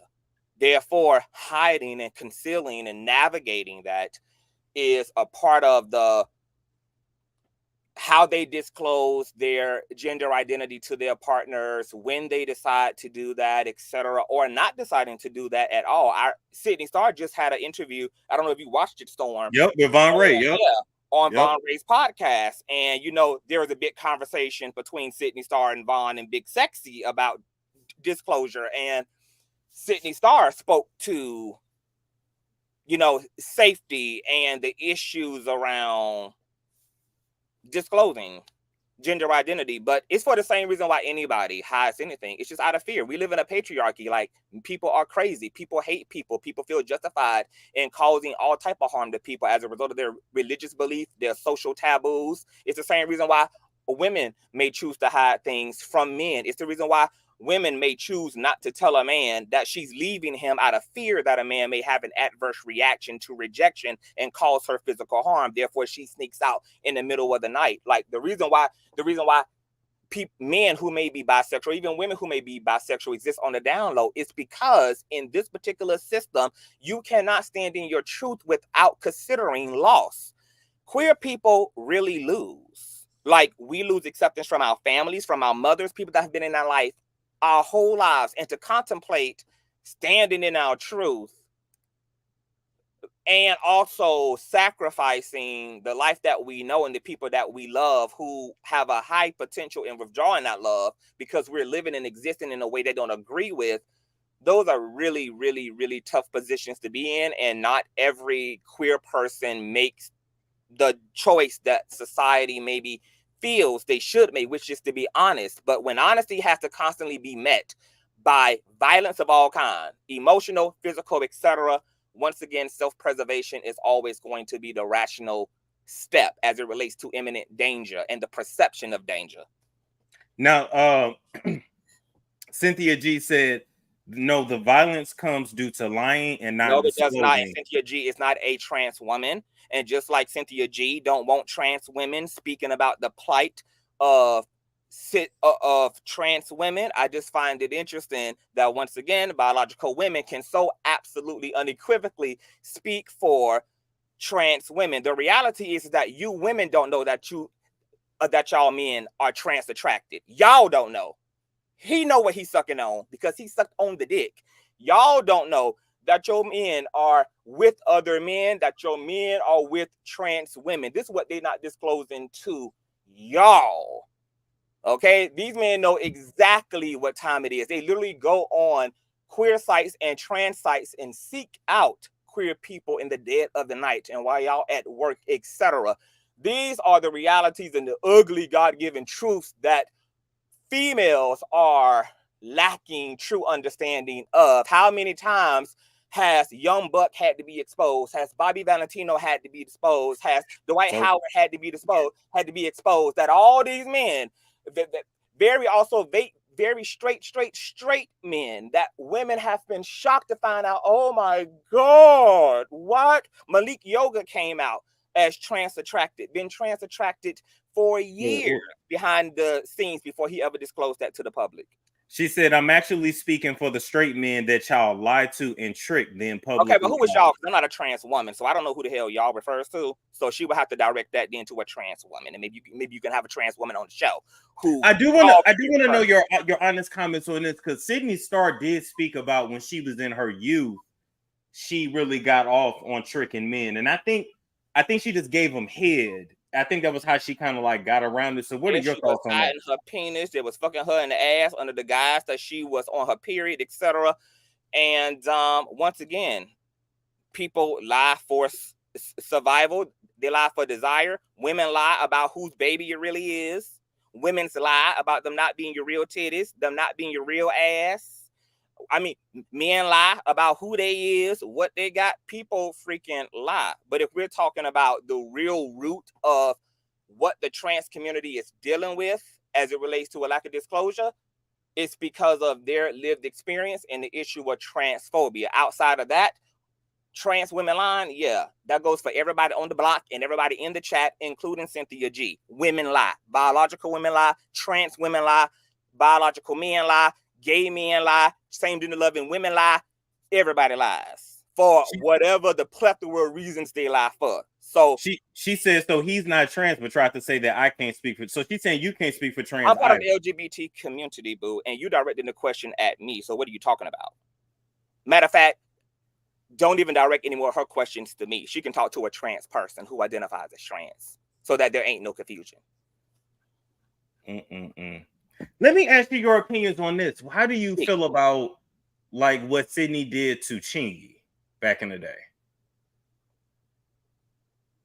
I feel the same way Chingy feel about it. Fuck that bitch. Okay. I mean, she spun a story about another person, a very well-known person, and we know well-known people, famous people's reputation are sensitive and fragile. It's easy to do something like this and to smear someone who already is a public figure. So for her to spin a narrative about Chingy, I give her props because I think I saw her on T.S. Madison's Queen Supreme's Court. And I think she had apologized before that, but I do distinctly recall her apologizing on the Queen's Court to Chingy and taking responsibility for being immature and ignorant and stupid and clout chasey and dumb and like lying on anybody. I mean, it's atrocious. I mean, we all know what that feels like. She said, and you still made the hypocritical. Don't read that shit to me. I don't give a fuck about what Cynthia G got to say. I just told you. I don't give a damn if she sent a $150 cash app. You don't get to ask me no more questions. Since she got so many questions for specifically trans folk, that's who she need to use her platform to assimilate a panel to discuss with. She was on a panel with Hope Giselle. Call Hope Giselle up to your channel and talk to that identifying trans woman about why they allegedly lie to men. You have access to actual trans women. That's what you have access to. You've been in spaces with trans women. You sat on 4-way panels with trans women. No, Cynthia can't join. She's not able to. Unfortunately, she's not able to join right now. That would have been really dope. But I do have to read it because it's a super chat. So she just feels you're triggered. And I'm gonna be honest. But she's the one spending her money to talk to me. Boo, get your life. I'm gonna say this though. I'm gonna say this. I don't spend no money to speak to near nigga. Well, yeah, but that's because she can't come up. Yeah, she got to. But I'm gonna say this. The only way to get to me is through the bag. But wait a minute. What do you think about this? What if just women go to their corner and LGBT go to their corner and everybody just separate? I always speak about living in a segregated society. I do not want to be amongst anybody who don't want to be amongst me. I do not agree with this kind of like forced whatever, but forced integration. I'm not necessarily I'm for integration for those who want to be integrated. If you want to be integrated, integrate. But I personally always preach about segregation.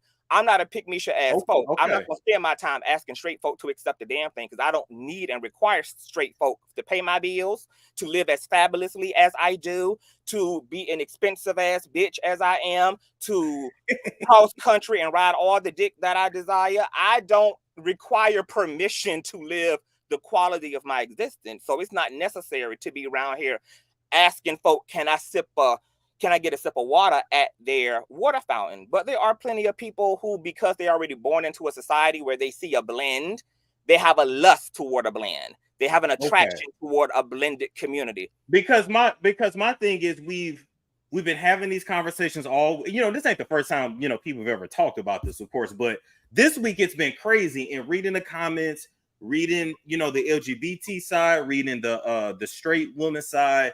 Right. I don't even think men actually even got in the damn comments, but just reading everybody's side and how each side feels. I say women literally just take back womanhood and women stay on one corner, LGBT's in another corner, and we just leave it at, what if y'all just can't coexist? What if that's the answer? There is no coexisting. Well, it's not a y'all, and that's why I say there are people who are attracted to this blended perception because there are biological women and trans women perfectly coexisting together. And there are women who not. So I'm with you. I think I don't mind the alternative. Everybody get in their respective corners. Get into their respective corners. And if females want exclusively biological female spaces, then the way to obtain that more than likely is to make sure that they're voting for politicians who want to create that line of demarcation so that there can be that separation between trans persons and biological persons. But life would probably be a lot easier if we didn't have a society of Black people begging to be in white people's spaces and didn't have trans folk begging to be accepted by cis folk, etc. But this is just a little bit deeper than also desiring to share space. There's literally an issue around the way that power, resources, etc. are distributed amongst classes of people. So people are literally fighting. Wait, hold on. By the way, I just thought about something. Cynthia, is your birthday coming up? Today ain't your birthday, is it, Cynthia? I know it's coming up. I know this off topic. I mean it, but I'm gonna forget if I don't. You a Leo, ain't you? Cynthia, you got a birthday coming up. I'm pretty sure. I don't know why I just thought about that, but I feel like that. Right, finish up what you were saying, Conciouz. I'm finished. You finished? Okay. It'll probably be easier if the folk who want to be segregated. The folk who don't have no problem being festive amongst other human beings, don't give a damn to be amongst human beings, do that. Everybody can create in a way the reality they want for themselves. Got you. You know what? And I'm not a defeatist kind of person, but that's literally what I kept hearing, like between hearing women, who's out there in the content creator space, but you got Cynthia G, you got Nyla, Tanya TKO, except like seeing everybody go at it and what everybody is saying, it's just kind of like, man, everybody needs to just gatekeep their lanes. Just gatekeep your lanes. Yeah, and those women don't represent all women. So those particular women can stay away from trans women. For the biological women, once again, who have no problem with trans women, are doing as their will. If you're transphobic, just stay in your transphobic ass place. If you homophobic, stay in your homophobic ass place. I mean, it literally is that simple. It literally is that simple. But see, it's not enough to do that. What some transphobic and homophobic women and men want is for also other biological heterosexual men and women to also not be communal and festive with folk they disapproved of. And that's never going to happen. There are always going to be accepting folk in the world. There's going to be people who live for the gays, and it's going to be gays who live for the straights. It's going to be all of that. So whoever love each other, and whoever don't, fuck you and stay the fuck away from people that you're going to fuck you too. And when you fuck us, make sure you fucking us real good while you're doing it. Oh, you know what? Because I prefer a good fuck, a hard fuck, a beat down. Not Pound Town. Miss Yoshi said, "Oh, that was sweet of you, Storm." Yeah, I remember small details about people, but I be forgetting too. So when somebody said Leo, I said, "Wait a minute, she got a birthday coming up." But I want to actually. Do I want to leave it there? I'm not going over 2 hours. I can't, y'all. Not tonight. I'm sorry. I can't. Conciouz, how do you feel about continuing this conversation on your platform? If you like, I got a natural male. Like I can share it and let y'all cuss each other out over there. I can't do a 10-hour shift. I can't. I mean, I don't mind. I mean, it's been quite a ride. I don't mind opening up the link if the folk got something they want to say. Because I really want I want the emboldened folk. I want all them raggedy, tired ass, country ashy ass mother lovers who had them Twitter fingers to come and hit the link. That's who I wanted to talk to. I can give credit to Love Jones and to Natasha and to Rashonda, who came up on the chat. Those are very lovely, sensible women. I thought that the heathens was going to hit the link, but we already know what that energy looked like when it's actually time to contend. But I don't mind setting it up. I'll set it up. Just give me hold on. Let me pick a random person. Let me see. I know you looking for smoke. Okay. This person is Skylife. Skylife? Yeah, I ain't come for smoke now. You might have want to add Pan John. Oh, but okay. Wait, I do want to make a statement, but I'm glad you added me. A quick statement. Yeah. Okay, real quick. Storm, look up the word metrosexual. And see if you identify with that. He does. Okay, so yeah, because that's what I'm saying. I don't think he's gay. I'm like that. I said Storm is metrosexual. But here's my thing, Skylife. Okay. I still go back to, why does it matter? Like, it doesn't.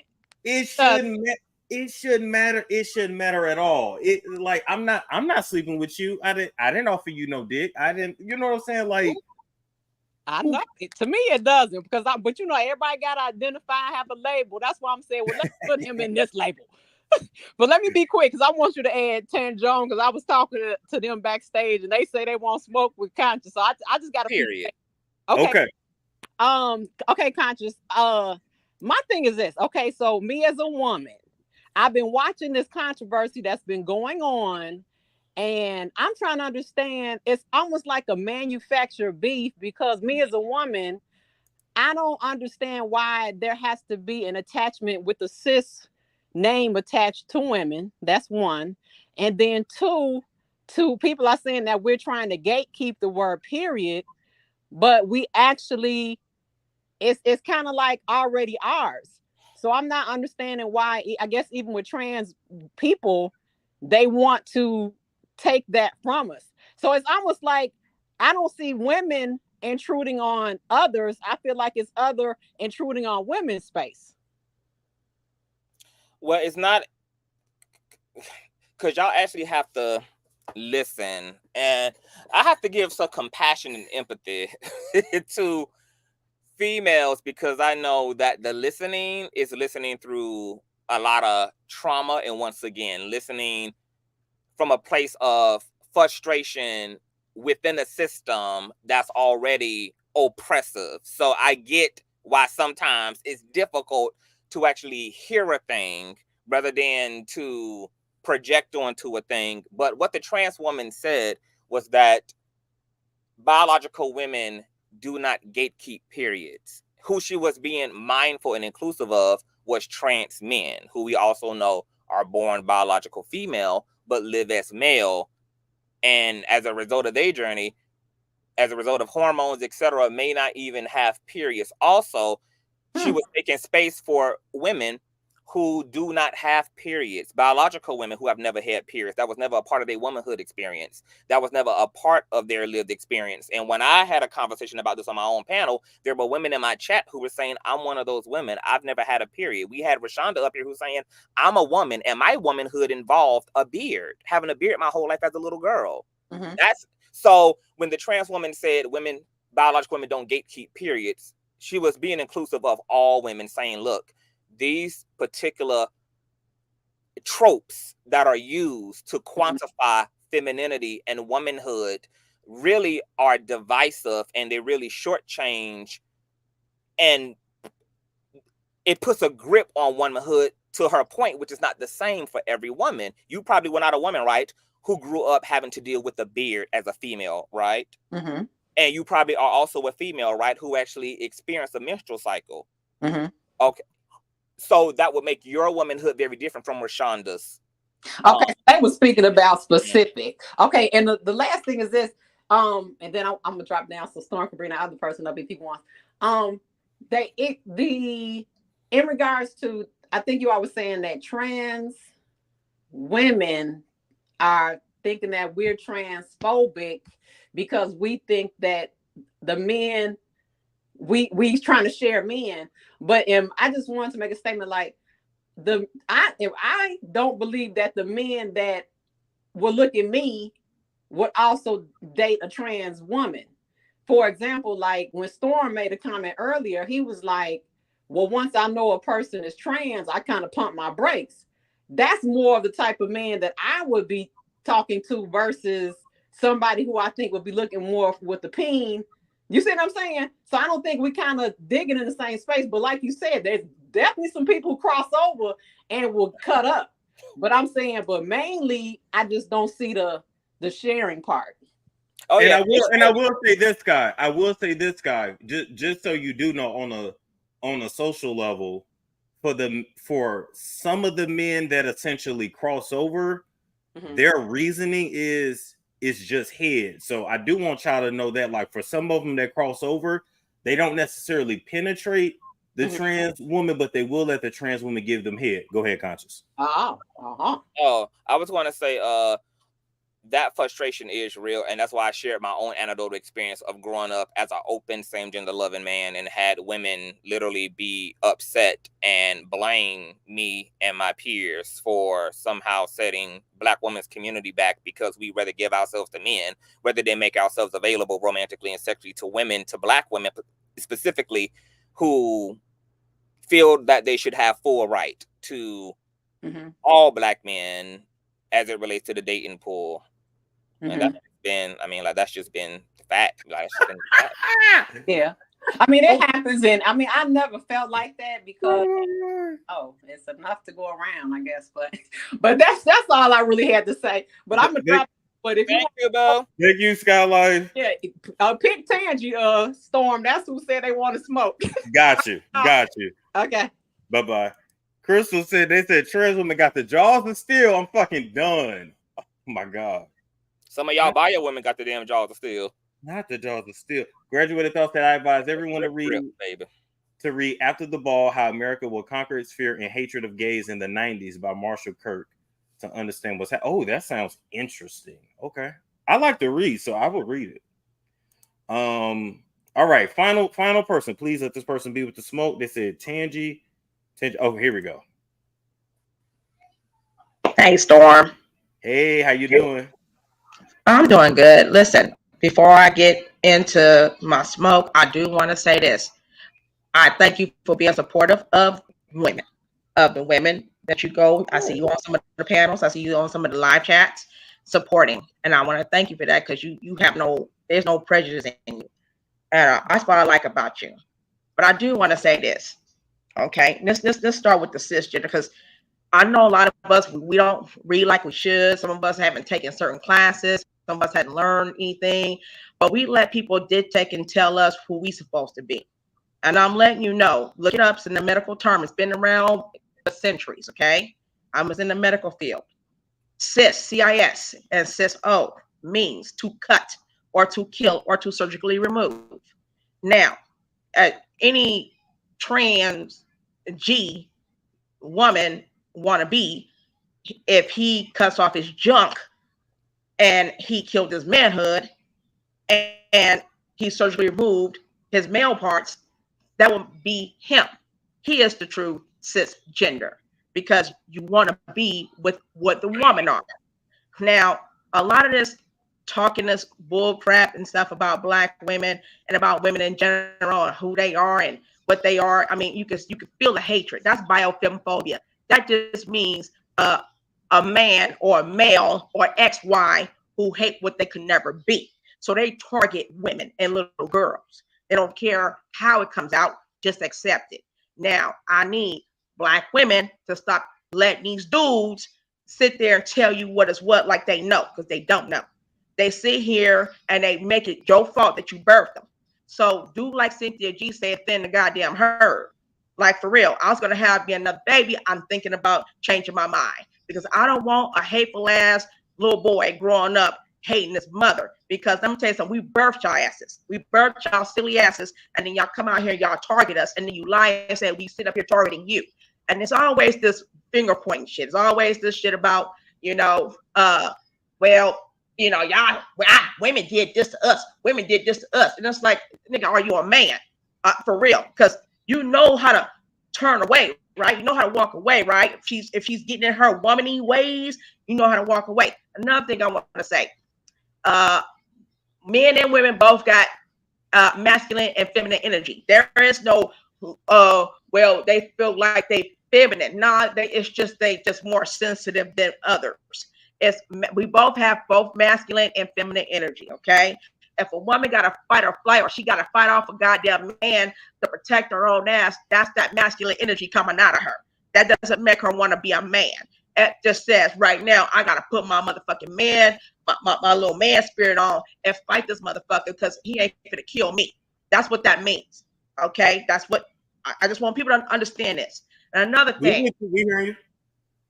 Another thing, I listen to you, I listen to you, T.S. Madison and stuff. I don't really follow folks like that. That's y'all not my fight. Now, if you have an issue, go talk to your parents about that. When you have an issue, someone's not accepting you, that starts from the home. And then none of us are transphobic. I don't understand this. I think what we want you to do is get your own lane. You can't be woman, and I'm not talking about you. I get it.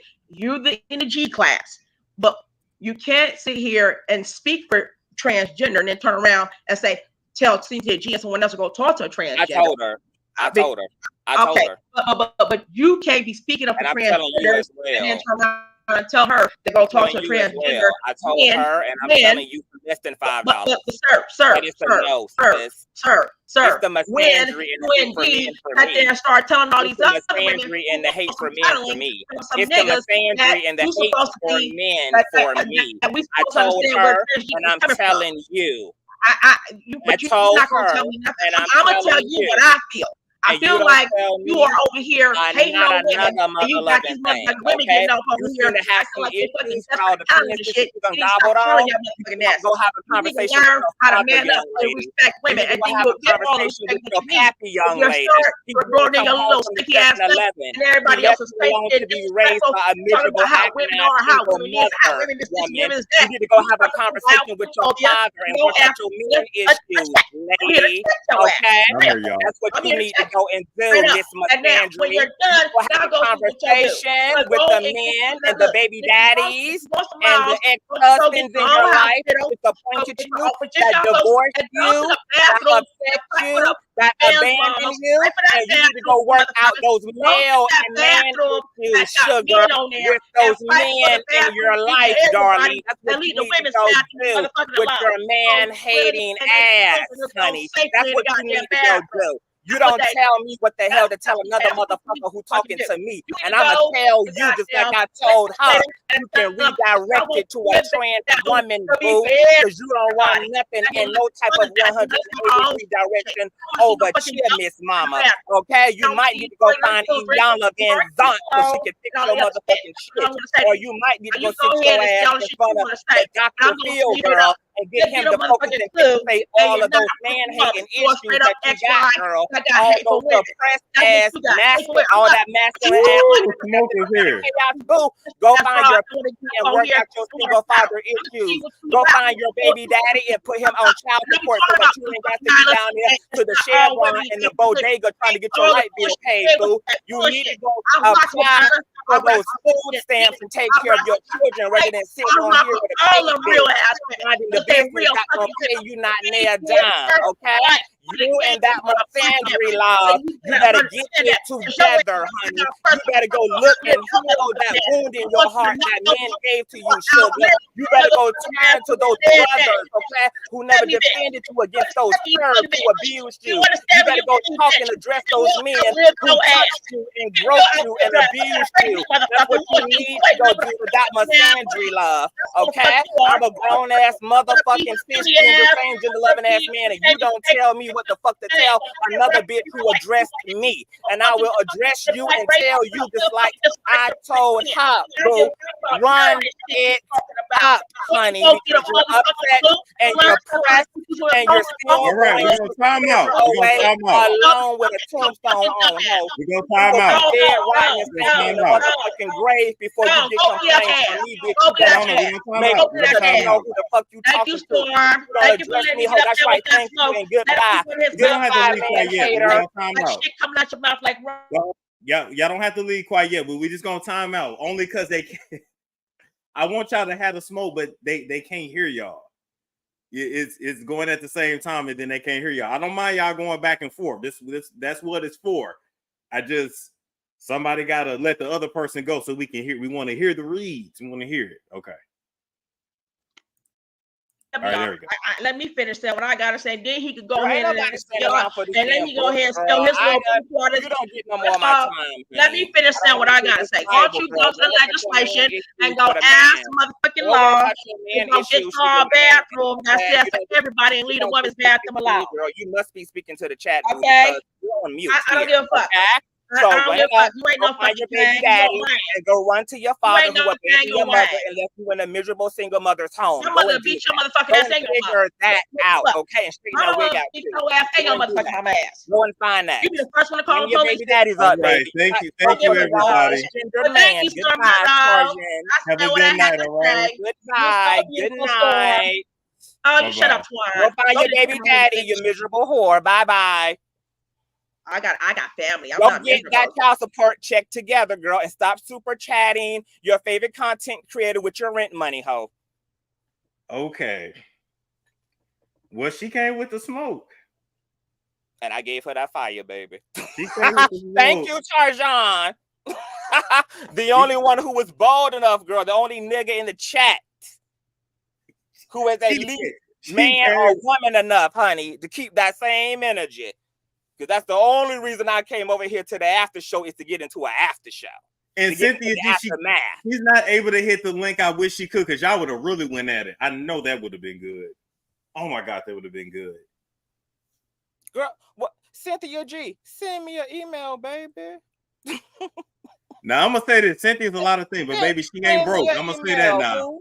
Cynthia G ain't broke. I don't run for no fights, baby. I'm right here where I should be, where I was invited to be. Lachey T said, "What happened?" I did put up the poll. Wait, hold on. I can give you the results. What the hell with them polls? They said 54%. Y'all talking about gaslighting with these petty ass polls. And 46%. Oh, now my rent is value higher than his life. Oh my God. Y'all reading tonight. Y'all read. Y'all read it. Okay.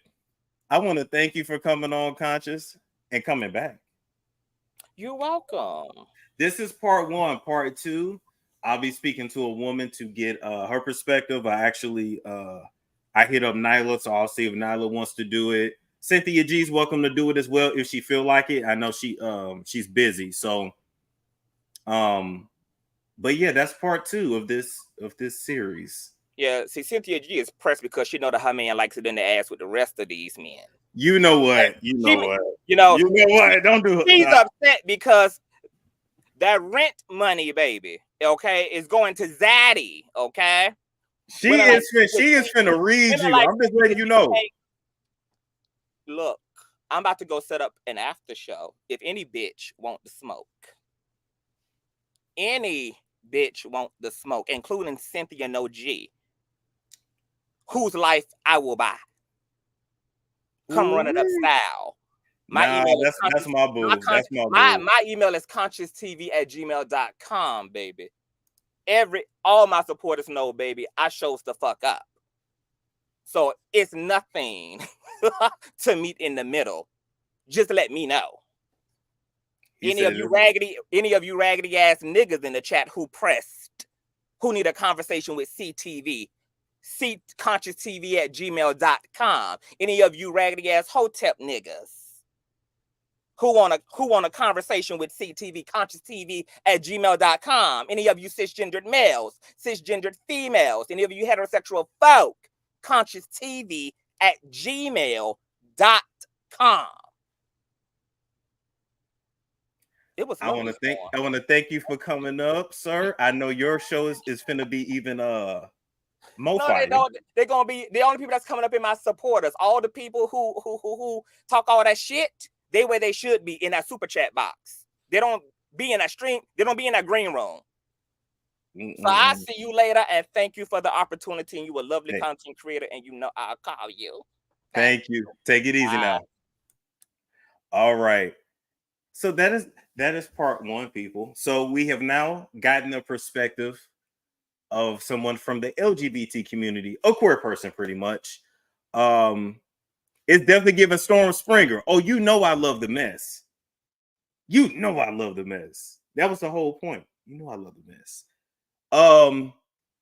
But the bigger point is that I want both sides to see where each other is coming from, and I still go back to, I don't think y'all can ever coexist. I don't think it'll happen. I'm being serious. I don't think it'll happen. But I do want to be clear. Cynthia G ain't broke and she ain't scared.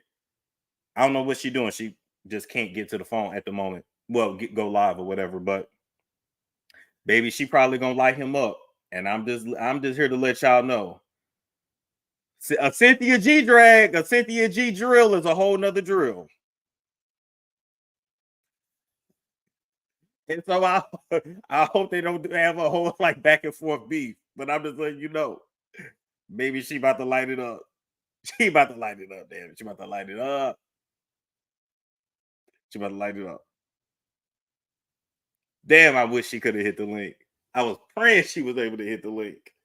Oh my God. But anyway, that's that. You know, you guys now have a deeper insight on, you know, the queer community and how they feel about you. So, ladies, the ball is in your court now. What are you gonna do? Y'all got to pay Cynthia. Very true. Yeah. For a debate. Oh yeah. For a debate. Yeah. Yeah, absolutely. Oh, she said yes, she'll do it. That's not okay. Perfect. There is no deal. They need a deeper insight, not us. Read after the ball. Yeah. That's true. But if she had that, she was open. It would have been so good. That was some smoke, though. Are they still having this pointless period debate? I think it's way past the period at this point. Yeah, Nyla already said yes. She just said yes. She just said yes.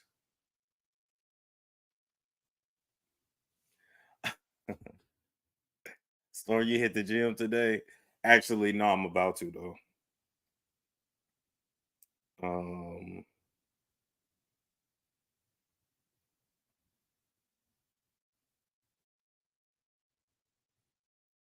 Okay, I hit her back. So yeah, Nyla said yes. When is this happening? I'm about to ask her, is she available tomorrow? Hold up.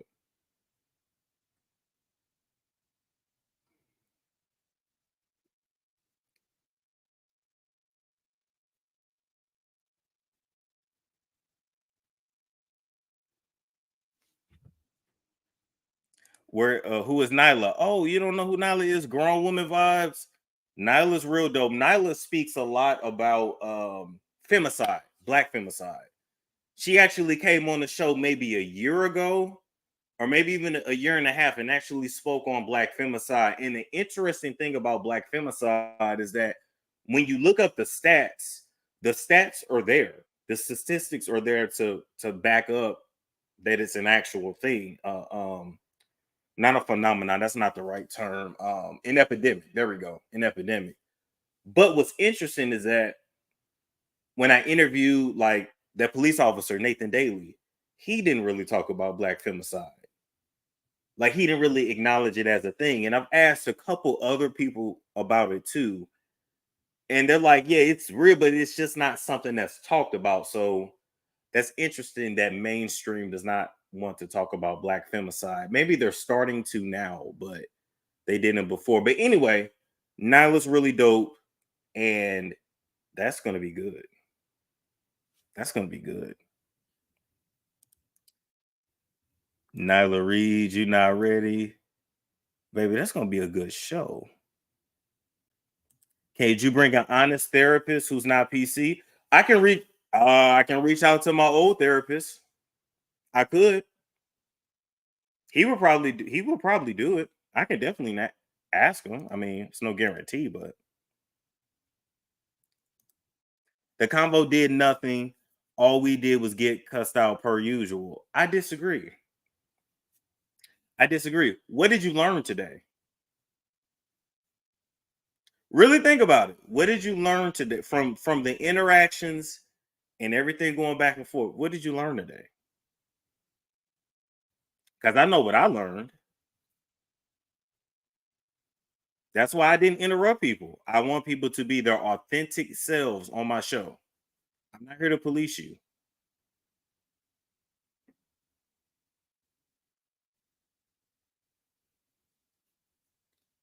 They said, hold on, I'm waiting for the comments to update. There's a lot of talking with nothing being said.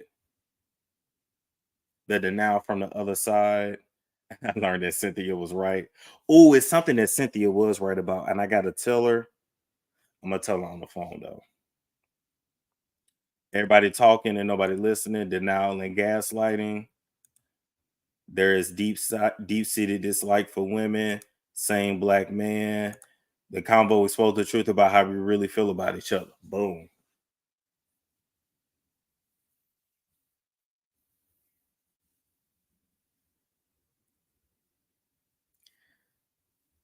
The whole purpose, the biggest thing I learned, I don't think y'all can coexist. I'm sorry. I don't think y'all can coexist.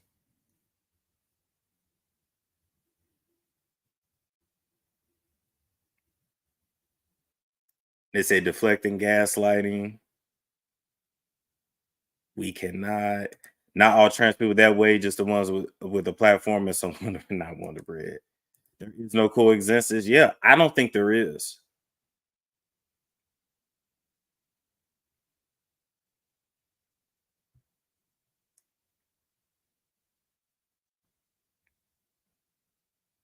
I don't think there is.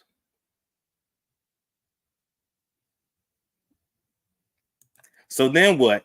I don't know. We are not going to get along. No. No. I think that's the biggest thing I've learned. No, it's not gonna happen.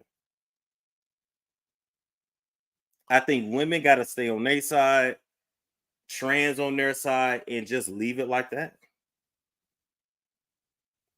No need to blend it. I don't think it's gonna work. I know not all, but you get what I'm saying. I don't know where this damn NASA coming from. Hope ain't nothing spilled in this mug. Anyway, ba, ba, ba, ba, ba. A hashtag biofilmphobia. Oh.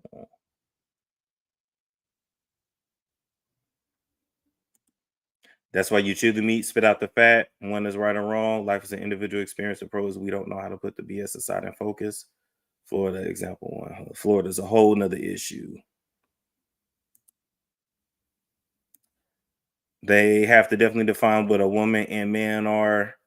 It is too much gray in this debate for me. But I think we did define it already, right? The biology is the biology. And then everything else is an emotional state. Seem to say stop birthing males who grow up and try to be better females. Selective breeding. Well, at the end of the day, women control who get here, period. So without women, none of us gonna be here. Like it is what it is. If all women decide tomorrow we're not pushing out nothing else, baby, the human race is done. So just letting y'all know. But I wish she could have hit the link because that would have been a damn good fight. That would have been a damn good fight. But that's what I've learned from this so far. Shout out to Cynthia G and happy belated. I don't think that trans and women can coexist. And I really don't even think that gays and women can coexist. I don't think so. Because I've heard gay commentators on this topic, and they've said, well, whenever girls get mad at us, I'm not going to use the word they use. They said, then we're every F word and this or that. So it ain't really no allyship. So that's from their perspective. I'm just saying, I don't think it can happen.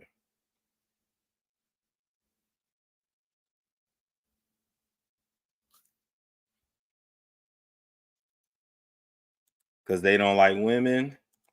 They feel that they're women, therefore we are the same, and that's not gonna fly. Tell that to your friend hiding in his face. Well, he agrees with the separation. Those that want to, and those that don't. But I just feel like it's not gonna happen. I don't think so. I'll keep reading the chat for a little bit. Trans is no such thing to me. It's an emotional state. It's based off of how the person feels. And we all agreed to that tonight early in the show. It is based upon how that person feels, their emotional and mental state. This is really said trans women are human beings. They are definitely human. XX and XY persons are not the same. How you choose to identify is your personality trait. Doesn't mean you can change your identity. Again, most of us don't care about trans people. We're just tired of being disrespected. But Brianna, what I want to tell you is, what if it never stops?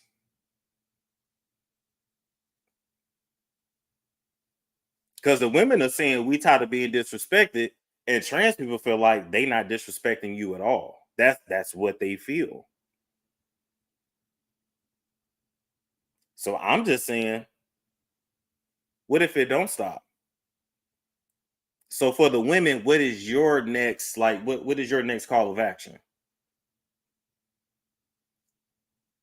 I don't think it's gonna change. So what's next?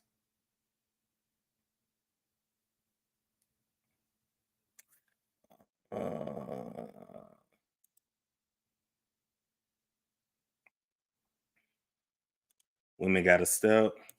It will when they die off. Ooh. The disrespect. I personally decided to just ignore them now then. There you go. We can't meet them at the intersection. No. It's like black people and white people. Oh, what if it's just no? We just got to stay separate, and that's what it is. Is that okay? Is that wrong to say? You as a real woman, we're over here. Anything other, you're over there. Is that wrong to say? Because you might have to be like that.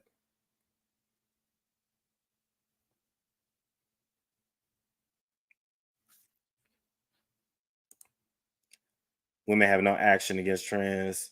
They're still physically male and stronger. You have to go to Congress. Well, even Conciouz said that. You have to vote for people whose views align with yours. You have to go to Congress and fight for your rights.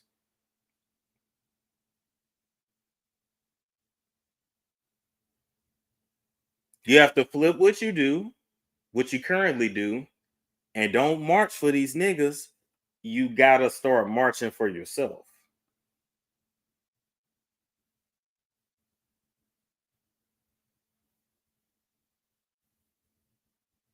Yeah, it's legislation and voting.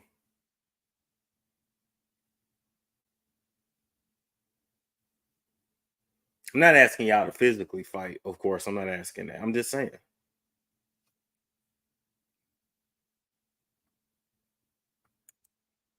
I don't understand how calling black men nappy-headed hoes. Oh, you mean black women and nappy-headed hoes are not disrespectful? It is. It is all day long.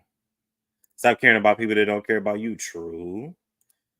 Well, whether you know it or not, we're moving around on a daily basis, not knowing how half the population is identifying. Why isolate? I'm going to say isolate. I'm saying literally gatekeep.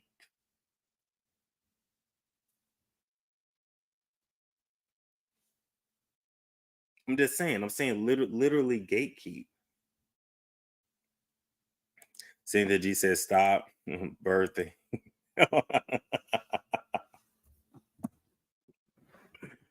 Oh God, her drill is about to be so hard. Then again, Cynthia G might not pay this shit no attention. Like, whatever, it's not worth my time. But that's what I learned. I don't think it's no mixing. Like, I guess if you want to be, ooh, what about this? Excuse me, if black women and white men generally think the same anyway, right? Why don't y'all gatekeep womanhood the way white men gatekeep whiteness?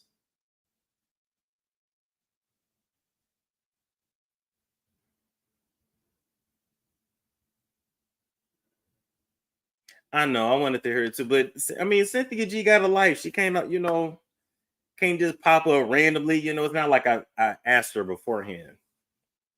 But I'm just saying, Coco said my eyes are wide open. I'm so happy that's what I'm here for. That's what I'm here for. To open everybody's eyes. Y'all do the same thing when I interview people from different religions. I'm not defending no religion. I just want you to be open to what's out there and what people do.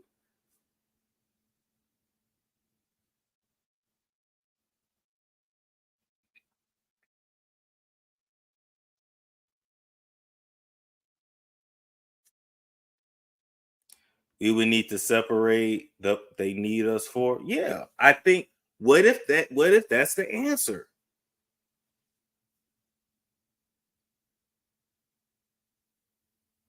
Separate and don't. If you want to look at it this way, just simply don't be inclusive. Like, whiteness is something that you can't just get in. Like, you can't. Whiteness is very either white or you're not. You can't buy your way into whiteness. You can't marry your way into whiteness. You can't, no, either white or you not. So what if women take that approach and you either a woman or you not, and make it very clear what a woman is? I feel make it very clear what a real woman is. Cut and dry. That's it.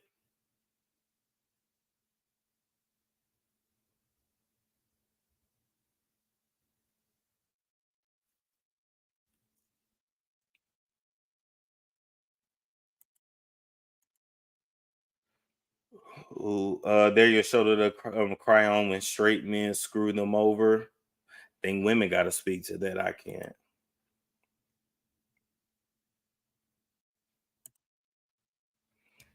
Knowledge World said the fact that they tell us what not to gatekeep when we are the original gatekeepers, that's beyond disrespectful.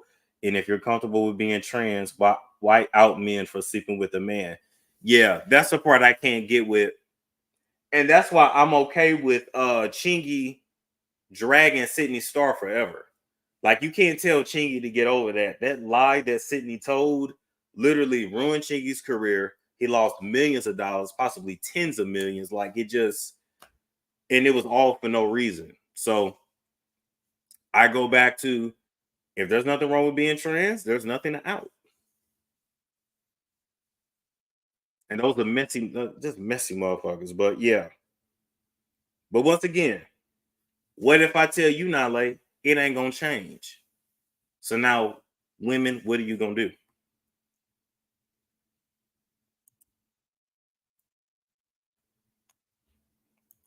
I would have sued. I wonder if he can go back and sue, because Sydney Starr got a little money now, I feel like. Maybe. I learned that trans women are upsetting for the way towards us due to continuous or past disrespect, ridicule, and judging from some natural women. I believe some men has done that to them as well. It comes from somewhere. Real women stop birthing them. Let the trans women birth them. I want to see something. Now, black women, love yourself, protect your peace, be moisturized and therapize, and vote for your interests only. Black-owned women businesses and such. Since black men blame us anyway, let them have it.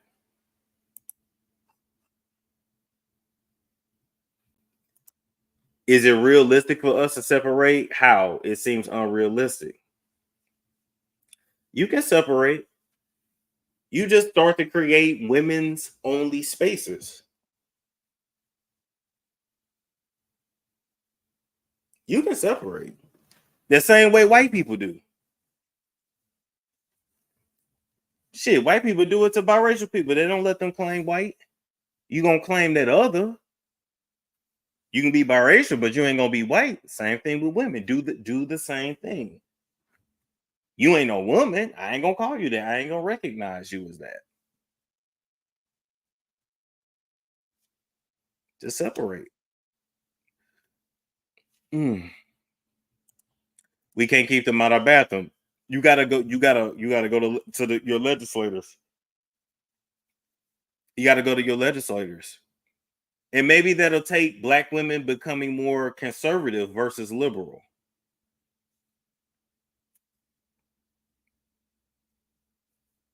But you have to fight for that. Then you will be bullied and called transphobic. Take the title.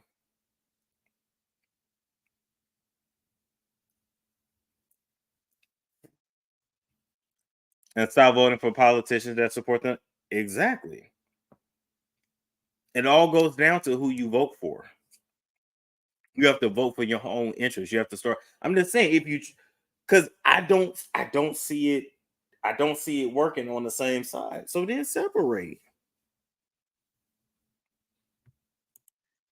Hey, Tangent. Hey, real quick, I just want to say this. Don't get it twisted. Don't think it's a black issue with black women. White women are pissed as fuck. If you go to Silicon Valley, they're marching as we speak. And we don't see no black women out there with them. I was probably the only black woman that was along with them because I live in Silicon Valley. They had their picket signs up saying that we the original we the original mothers. That's what they said. They had their babies. They want them out of their circle. So it's not just a black woman issue, and black women just gotta accept this and accept that. That's not what it's about. It's more so the disrespect. Now they're lying in your face if they're saying, well, we're not disrespecting you at all. No, they were throwing the shades at us. They were calling us birthing hoes. They were saying that we were chest feeders. They're trying to make a law that says if we say breastfeeding, we were going to get sued. Well, we need to throw that shit back at their face. If you look at my daughter the wrong way, you're getting sued because that's sexual harassment. If you look at my son the wrong way, you're getting sued. That's sexual harassment. If you call us a name, that's hate. That's biofemphobia hate. Okay, because you hate what you can't be. And then you don't want to, what about the transgenders that hate lesbians? What about the one that got choked at the gas station because he mad it was her and her wife was talking about who gonna have a baby first. He mad because he can't birth. So you gonna sit there and choke out a lesbian? Hey, don't get it twisted. A lot of gay men don't even like transgenders. I'm sorry. That is true. Now that is true. Okay. I'm not gonna act like the LGBTQ community is on the same page either, because they have their own discrimination within their community. That is true. Right. So and you have some talking about kicking the T out there, LGBT. They want to keep it the way it is. Let the T be where they at. That's fine. Now, I want to say this last thing and then I'll drop the mic. Why don't the ones that want to be women go find the ones that want to be a man and just exchange clothes and we'll be happy. And stay far away from us as possible and be happy with the woman who want to be a man because she feel like a man and she can dominate you because you feel like a woman. And then y'all be just fine. Oh, you can leave not them trading places. Yeah, the trading places.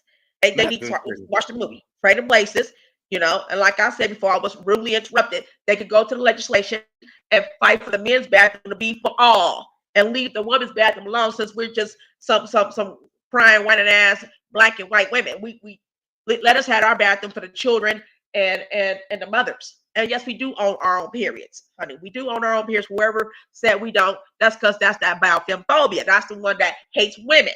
You know, they hate what they can't be. So they already expressed that. Now, for those who say that I am bitter and stuff, that's men talking points. That's some manly shit coming out of some women's mouth. And I'm sorry, they're here to replace your ass. They're not here to be your friend. They're going to use you, smile in your face, and stab you in the back, and then say they were defending themselves. That's all I want to say for them. Thank you. Like you again. Have a good night. All right. And Nyla just hit me and said tomorrow is cool. Okay, so I'll ask her what time.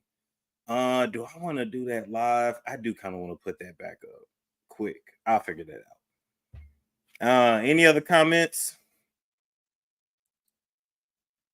Let me see any other comments.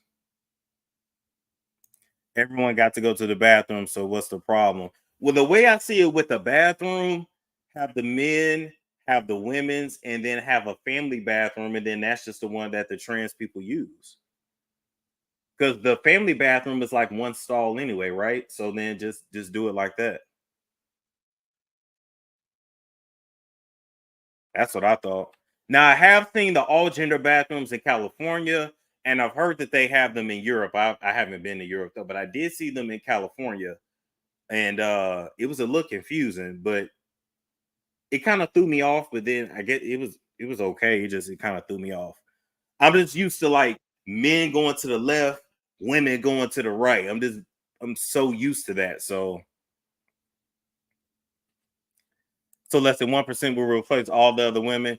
That ain't possible. But as time goes on, there are going to be more and more queer people that pop up. Tell you the truth about that. They have them in certain spots in NYC. Oh, okay, yeah. When I go out to LA, I've definitely seen them at the bar. And I remember looking like, okay, which side is the men and the women? And I seen both coming out of both sides. And then it had one open area to like wash your hands and dry your hands. I didn't see any issues like that. Nobody got into no fight or nothing, but it just, it threw me off. I'm not gonna lie, it threw me off. It's like I would feel weird going into a locker room and changing, and like it's men and women. Like it was just, I can't even imagine that. And I ain't gonna cap. Like when I go in a bathroom, that ain't no pretty sight. Like I don't even want a woman seeing that. That ain't no pretty sight. Like it's just not. Clearly identify what a biological woman is, the XX chromosome. That is true. The physical aspect change, meaning their bodies, but mindset still reads male by behavioral traits they do, like bullying people like women. Yeah, well, you can't change the brain. But then emotionally, they do feel like women. They do actually feel that way emotionally. But the DNA is still male. It's a lot going on. I say separate but equal. The men's bathroom stinks. I used to be a cleaner. Yes, it does. I used to clean bathrooms too. It's not fun. They won't stay away from us because they want our money and they want to use us as beards. DL is not straight. Oh, damn. That's a whole nother issue right there. But I did say that to say, because I have heard women say, like, well, shit, if my man want a trans, he ain't the man for me anyway. If a man can take my man, he ain't the man for me anyway, which is true. But I do want y'all to know that there is a segment of men and masculine presenting men that do feel like head is head, no matter whom it comes from. So I'm just letting you know, you may hear a lot of men say, I'll never fuck one of them. I'll never fuck that. The question you need to ask him is, will you let a trans suck you off? That start asking that and see if they be honest. Because I've heard dudes say, and he sucked my dick, and they don't feel like it's a big deal. Ladies, is that a big deal? Would that matter to you? I want y'all to ask that question. The Y chromosome is deficient. The diva said that's crazy. I'm telling you, it happens.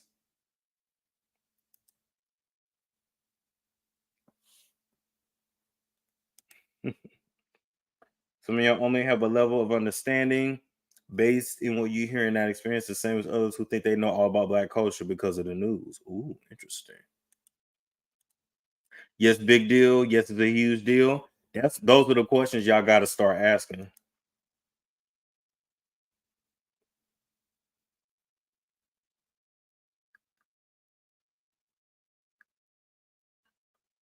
Ba-da-ba-ba-ba. Boom, that's a good example right there. Men violate men in prison. They don't. There you go. That should kind of tell you right there. Men will screw anything. I'm just letting you know. All right, we got UK going once. There we go. Hello. Yes, how are you? I'm all right, thank you. How are you? I'm good. What's your comment tonight? I was going to say, I think this trans agenda is a humiliation ritual.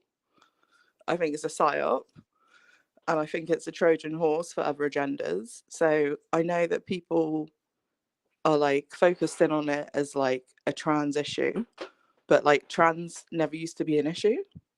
It was never even like a thing that anyone knew about. And I think they're just using it for other reasons. And I think people are so focused on like, oh, don't hurt people's feelings and stuff like that, but they're not seeing like the bigger picture.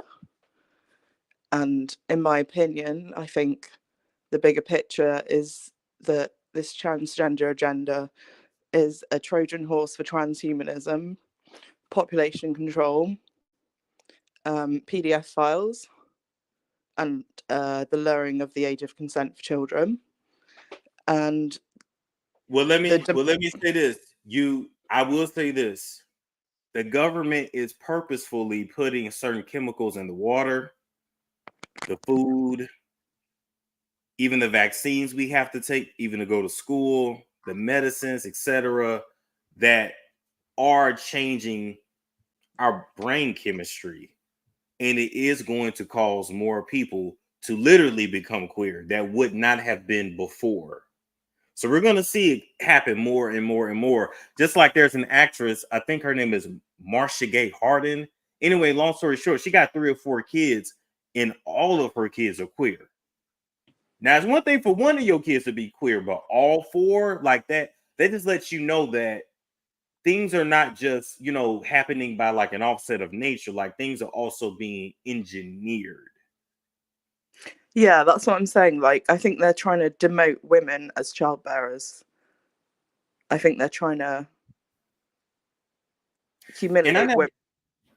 And I never understood that, unless, like you said, the transhuman agenda, if they're really trying to like merge us more like with machines, computers anyway, and just kind of blend us into this, I guess, like an androgynous society. That's more like a one world order type of thinking. Yeah, but that's what the new world order, isn't it? It's like one currency, one government, one religion. We need to reduce the population, and everyone's like, oh, it's a conspiracy theory. And it's like, yeah, but you're seeing it happen right in front of your eyes. Right, which would also mean a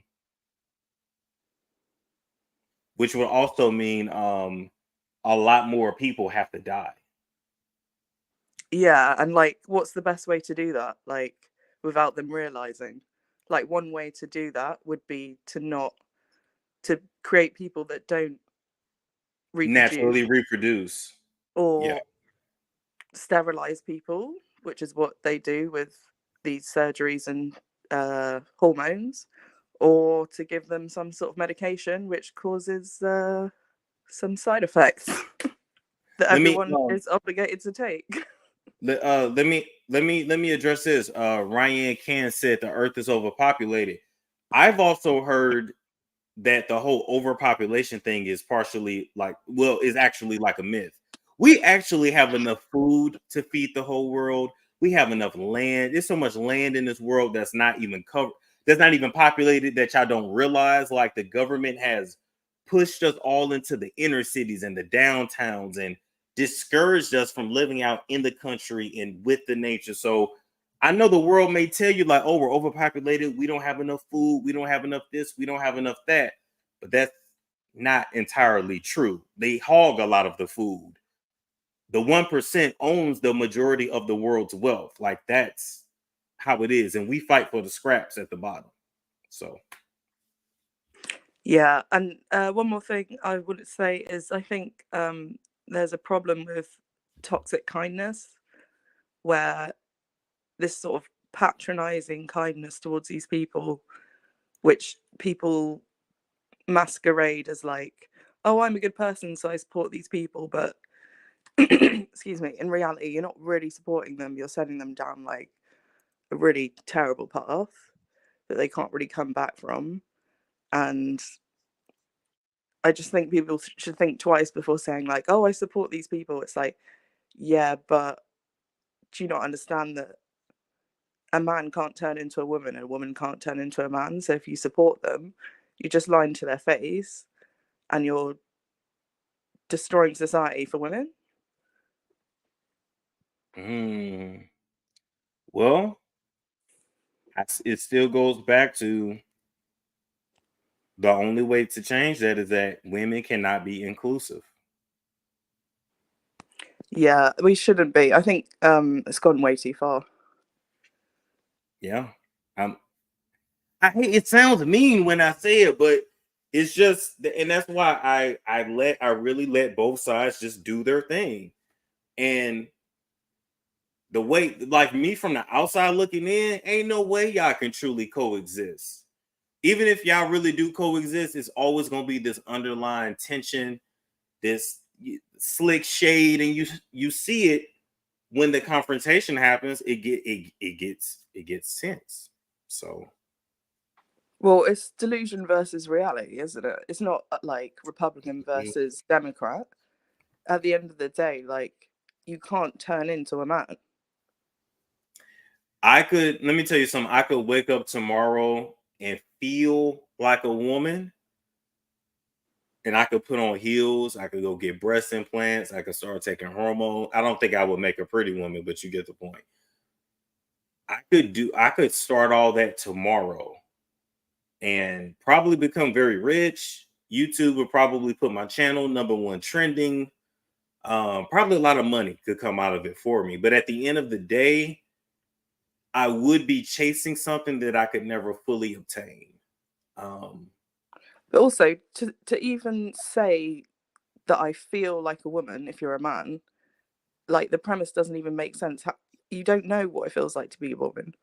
It's being a woman is not a feeling, it's an experience, and you're not having that experience, and you'll never have that experience. So for someone to say I feel like a woman to me is very offensive, because what do you mean? Like, you're a man.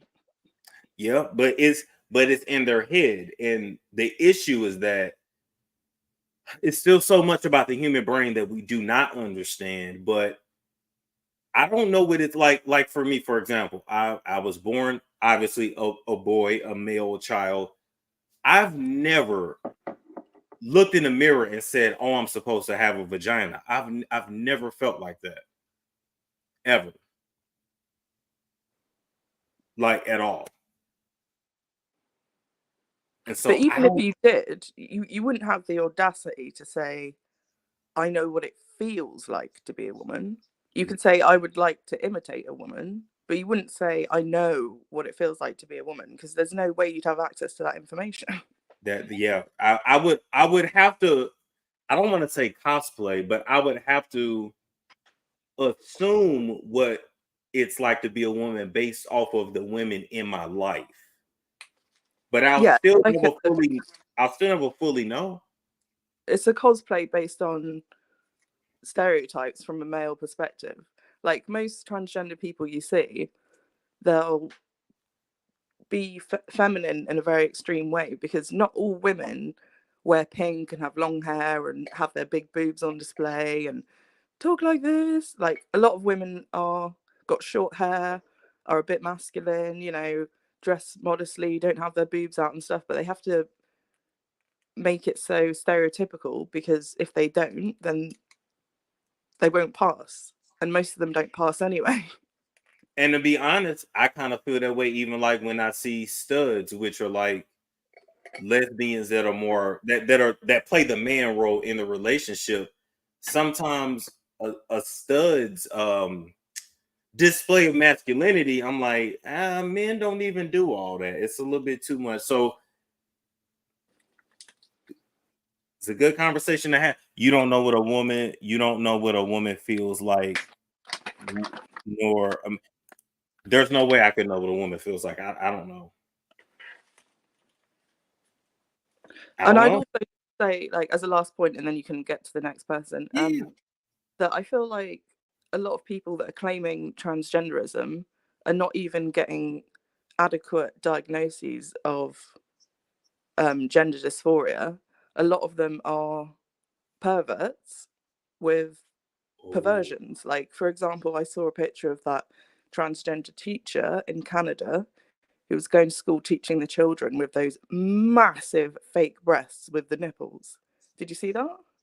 I did. And that like, is someone... that man clearly is not trying to be a woman. That man is clearly trying to violate those children and trying to get attention, and there's some sort of sexual degeneracy going on.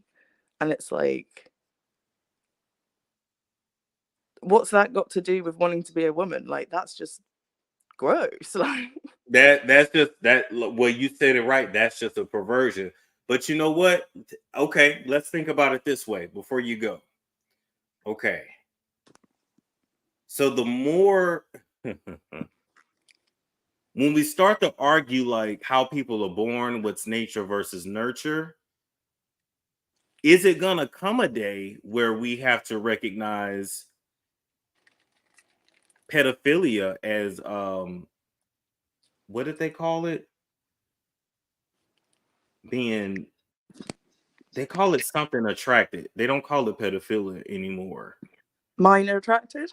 Yes, MAP, minor attracted persons that like literally say, I can't help it, that's what I'm attracted to. And they say, I'll never act on it, but that's when I'm attracted to, and I'm just this way, and I can't help myself. And so I wonder, will it come a day where we have to add that letter to the LGBT? I wonder. I think so, because I think they're trying to do that now. And also in America, used to have NAMBLA, and that got disbanded, but they were running around like in public, proudly talking about how they were attracted to boys. But also, I feel fearful for children, because once you say that a child can consent to having their genitals removed, their breasts removed, hormone therapy, You're changing gonna their say they can gender. consent to sex. That's what they're gonna say next. Yeah, that's what I'm saying. It's a Trojan horse. Like, it's not just about disrespecting women and disrespecting society. I think they're trying to slide in some things that they've wanted for a long time, because I just feel like the issue of PDF files, it keeps coming up over and over and over again in history. And I just think that the people at the top, maybe they have a higher rate of being that type of a person, and they're trying to mainstream, normalize it with all these drag shows. They are. Why do you think that even when these PEDOs get caught and arrested, they really don't do time like that? Yeah, exactly, because everyone has a problem with it, but then they never do time for it. They don't do time for it. Even this movie that just came out, Sound of Freedom, they're not pushing that in the mainstream. They're suppressing that movie. And even like what's his name? The guy with the island. Epstein. Yeah, like, how come we're not able to see the flight list? How come that hasn't been blown open? Like, how come that never got... Because everybody was going there. Everybody never got dealt with properly. And like, we as the public, like, we deserve to know that information. Like, that's... Now I'm gonna say this, UK. I'm gonna say this. You have to remember how it was advertised, right? So some people knew what was really going on, and for some people, it was literally, for some of those celebrities, it was literally just a vacation spot. Now, once they got there and they saw what's going on, that industry has pretty much sworn them to secrecy, because why not speak out on what you saw? Well, they know they'll probably get killed, career will be over, maybe, people won't believe them, whatever. So I don't believe everybody that initially went over there knew what was up at first, but once they got there, they quickly figured it out. But why did you keep that on a hush? I see what you're saying, but I'm not sure that you'd get the invite in the first place unless you were at a certain level in that. Okay. If you see what I mean. Fair enough. Because they talk about industry parties and stuff, but you have to get invited in the first place, don't you? And there's people that are like rappers and stuff that say, I got invited to the party, I saw what was going on, and I said, no, I don't want to participate in this, and I lost my career. It's like, one thing about this industry, if you're a popular entertainer, you've done something. Yeah. Well, and there's one thing about this industry too. It's always a damn party. It's always a come to this. I don't know. It's weird. It's weird. But yeah, I would love to see the flight list as well. I would love to see mainstream news talk about it. But yeah. And Hillary Clinton's laptop. And her 30,000 deleted emails. I'm gonna leave that there. Thank you, UK. All right, thank you. Bye-bye. Bye. I forgot. It's I think it's like 7:39 in the UK. It was leaked on Twitter. See, I've seen some stuff like that on Twitter, but I didn't know, I'm like, is this real? Is it fabricated? I just want to make sure it's real before I speak on it. But Corey Feldman tried to tell everyone that they kept shutting him down. Sure did. I think it was Barbara Walters gaslighted the shit out of him. Going to Haiti. Speaking of Haiti, what happened to all those children that was adopted when that earthquake happened? People were rushing to go adopt all of those Haitian kids, and what happened? Never heard nothing else about it. I'm gonna leave that there. Is it Allah? Hi, it's Ayla. Can you hear me? Ayla, I sure can. How you doing tonight? I'm doing good. How about yourself? I'm doing pretty good. That's good. So I have like 2 points that I want to speak on. So the first point is, I guess, like what not this last caller, but the caller before was talking about, as far as other races of women coming out and speaking about, what's going on as far as the LGBTQ community. And because I find it a huge problem that every time something goes awry, everyone wants to blame the black woman, the black woman this, the black woman that, the black woman this. And it's just like, but it's not only us. We're late on the bandwagon, to be honest. When all of this was going on, and everyone wanting to come out and be recognized, it was black women that was championing behind their movement.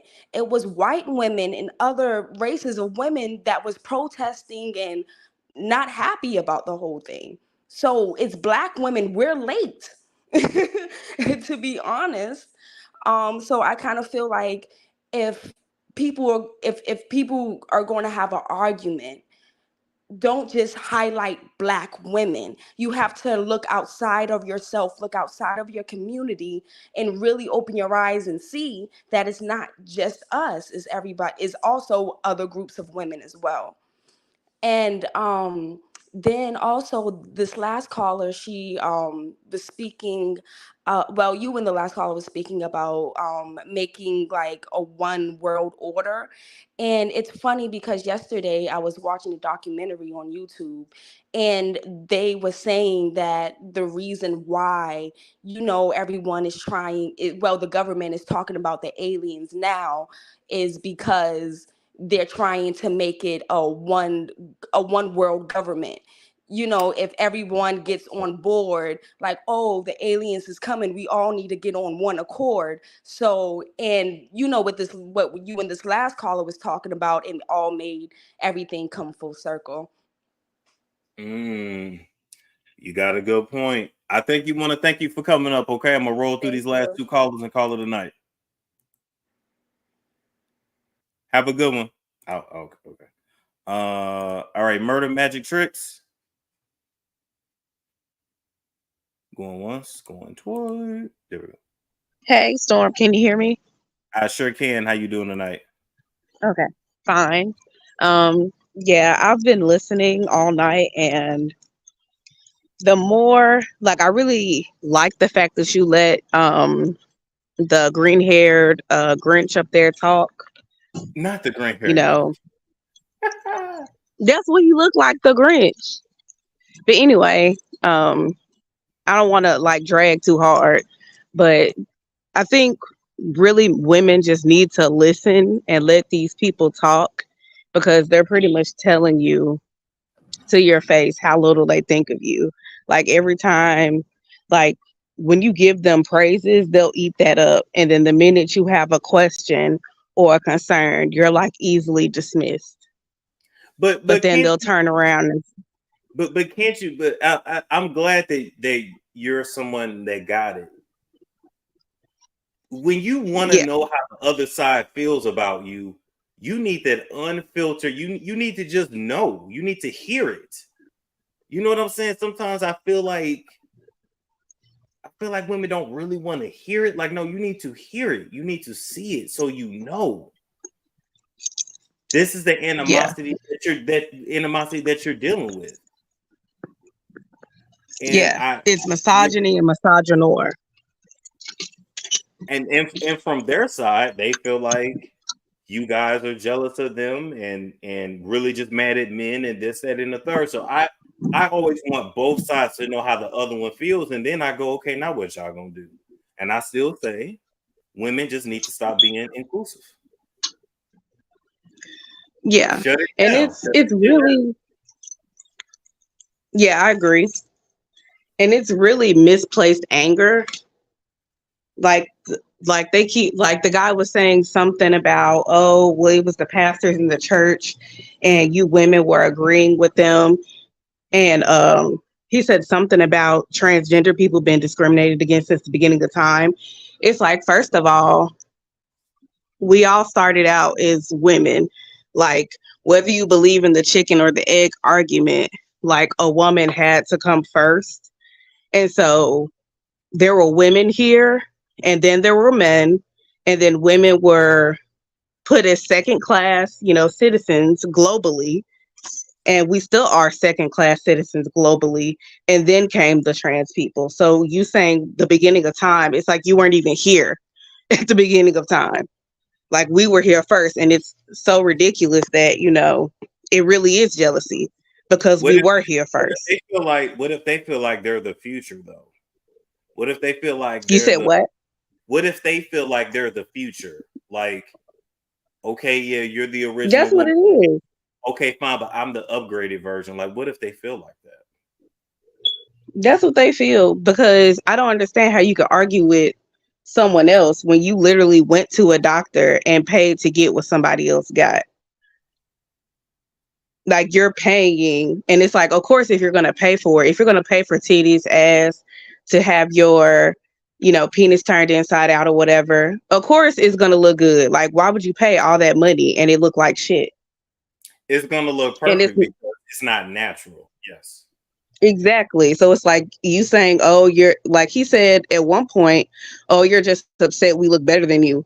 And it's like, but you're using, it's not nature that's making you look better than natural women. It's man-made. Like, you get to go and pick out your body in a catalog, even though he's not trans, but he was kind of giving, that he's on that trajectory with the wig and everything. So I don't know his story. I don't know. I've never heard of him, never seen him before. Yeah. He's non-binary. So basically he displays masculine and feminine traits. He identifies as a he, but I brought him on. I interviewed him because he's queer. And so he's not non-binary. He's not. Like, he was very much heavily male identified, very much against, women. Like, even with Love Jones, like, she was being very nice, and he was talking about, oh, I want the smoke. He wanted her to have smoke so that he could call her, like, you see how he talked to the women and tried calling them bald-headed, calling them ugly, saying, oh, you need to go find your baby daddy. Like, he wanted to talk to Love Jones like that, and she didn't play into his, angry black woman narrative. Like, he was literally looking for a fight.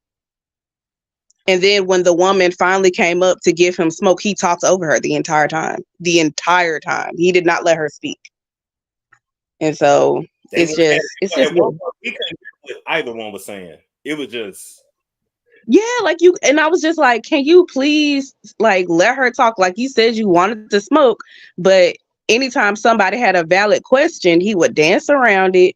And then, he started making ad hominem attacks, talking about, what they look like. Oh, well, your man wants to suck my dick. Da, da, da. Like, it's very middle school. It's very childlike, like, it all devolves back down to men who also don't want to come out and say that they want men, but you want to pit us against the same men when really your smoke is for those men who don't want to be with you, who don't want to be open with being with you. And you're trying to berate women over the same men, like, but you don't understand why women are upset. Like, we have the right to be upset because honestly, we would like to be left alone. We would just like to be left alone by men who don't want us. But the men are the ones who are, putting us in these situations.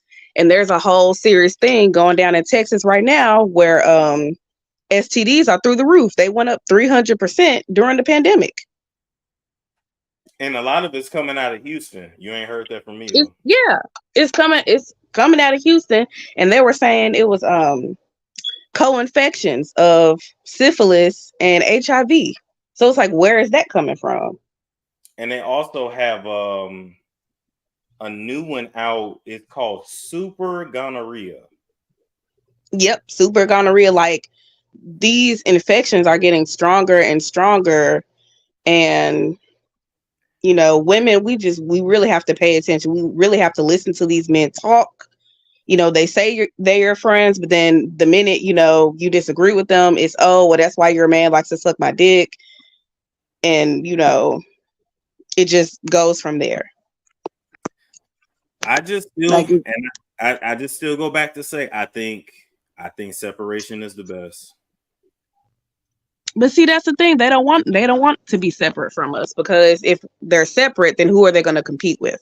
They can't compete with other men, which is why they're, feminizing themselves. But what if they have like So their own? What if they have like their own lane, like everything trans, like their own bathrooms, on their own beauty competitions? I feel like they do kind of have that already, but like with the competitions. But I'm like, what if trans athletics? Like, what if we just really create a whole new lane and they stay in that lane? How would you feel about that? I think that would be better for them, because they said they want to be affirmed in who they are, but they keep going into spaces like they want to compete against women. Like, they're really not trying to compete against men. It's really for the approval of men, to like be up under the umbrella of men. Because the trans men don't act like this. Like, very seldom. Like, they literally get their little changes and then they go back to whatever type of life that they lead. I mean, because men ain't finna hear that shit. Exactly. And like, they already know, when it get time to, have a war or fight, they're gonna be the last ones. Well, they're gonna be the first ones on the front line. They're gonna be the first to die, and then the last to get a say. So like, they already know what it is. They said over there. It says super gano damn. Part of it is tangent to number one. A lot of people keep catching gonorrhea. They'll keep going back to the same person that gave it to them, and then eventually the antibiotics don't work.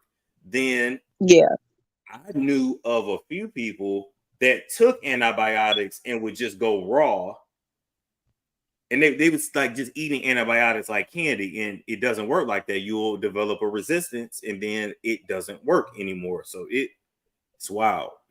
That's all I can say. Yeah, because every time you catch it, it mutates, and every time you get with every time you catch it, it mutates. It becomes a different strain, and every time you have sex with someone else who, whatever they've had in their past or whatever they have, that creates a new strain. So like, it just keeps mutating. Yeah, mutating like a Pokemon. It's basically just like endless Pokemons. The Thrift Queen says, so nobody likes condoms. The problem is everybody's trying to get around using them. And I know condoms ain't 100%, but when I looked up the stats and there's really like only 30% of people use them, I was like, wow. Yeah. Like, and I think, and I think part of that is because a lot of people are in situations where, because cost of living is high right now, like everything is high, and so people are just, they trying to get in where they fit in. They trying to trap whoever that they can to be with them. Like, if you get on Reddit, it's like wild ass stories of people, being with folks, and then the next thing you know, they trapped with a baby, and now they can't get rid of them. Because what about the baby? And nobody cares about the kids that are, getting born into this situation. Those are facts. And I did wanted to touch on one last point before I get off. I did see The Sound of Freedom yesterday, and I mean, a lot of the stuff I heard about and I knew, and just with everything that's been happening the last couple of years, it really is about to get super dangerous for children. Because just like the last caller said, how they were saying, it's really going to lead into, adults being in actual relationships with children. I think another part of that is, if you kidnap a child or whatever, or you buy a child, you might buy a little girl, but if you can get a doctor to say that this child is trans and you change their gender, then they'll really get lost into the sex trade, because they'll be extremely confused. It gets so deep, and It gets so deep. Like, and for me, I don't have to watch the movie because I already know what it is, and it's a multi-billion-dollar industry, and on top of that, look. I used to work for CPS, so I know like the trafficking rates are off the chain. It's number one. It's number one. It's horrible.